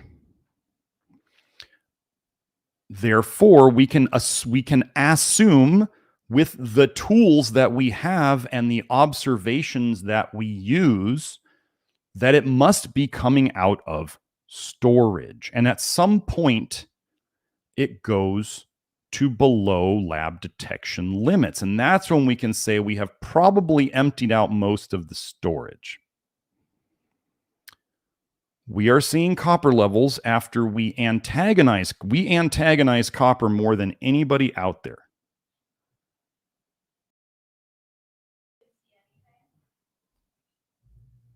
Okay.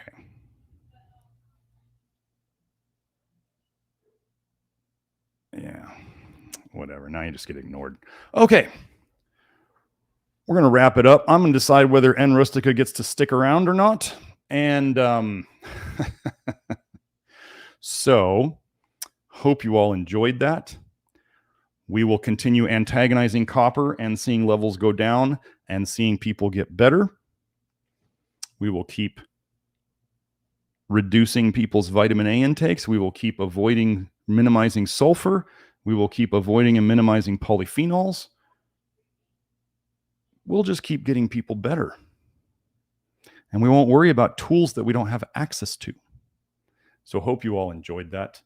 Finally, I got that done, and I will see you all next week. Have a good time. Bye.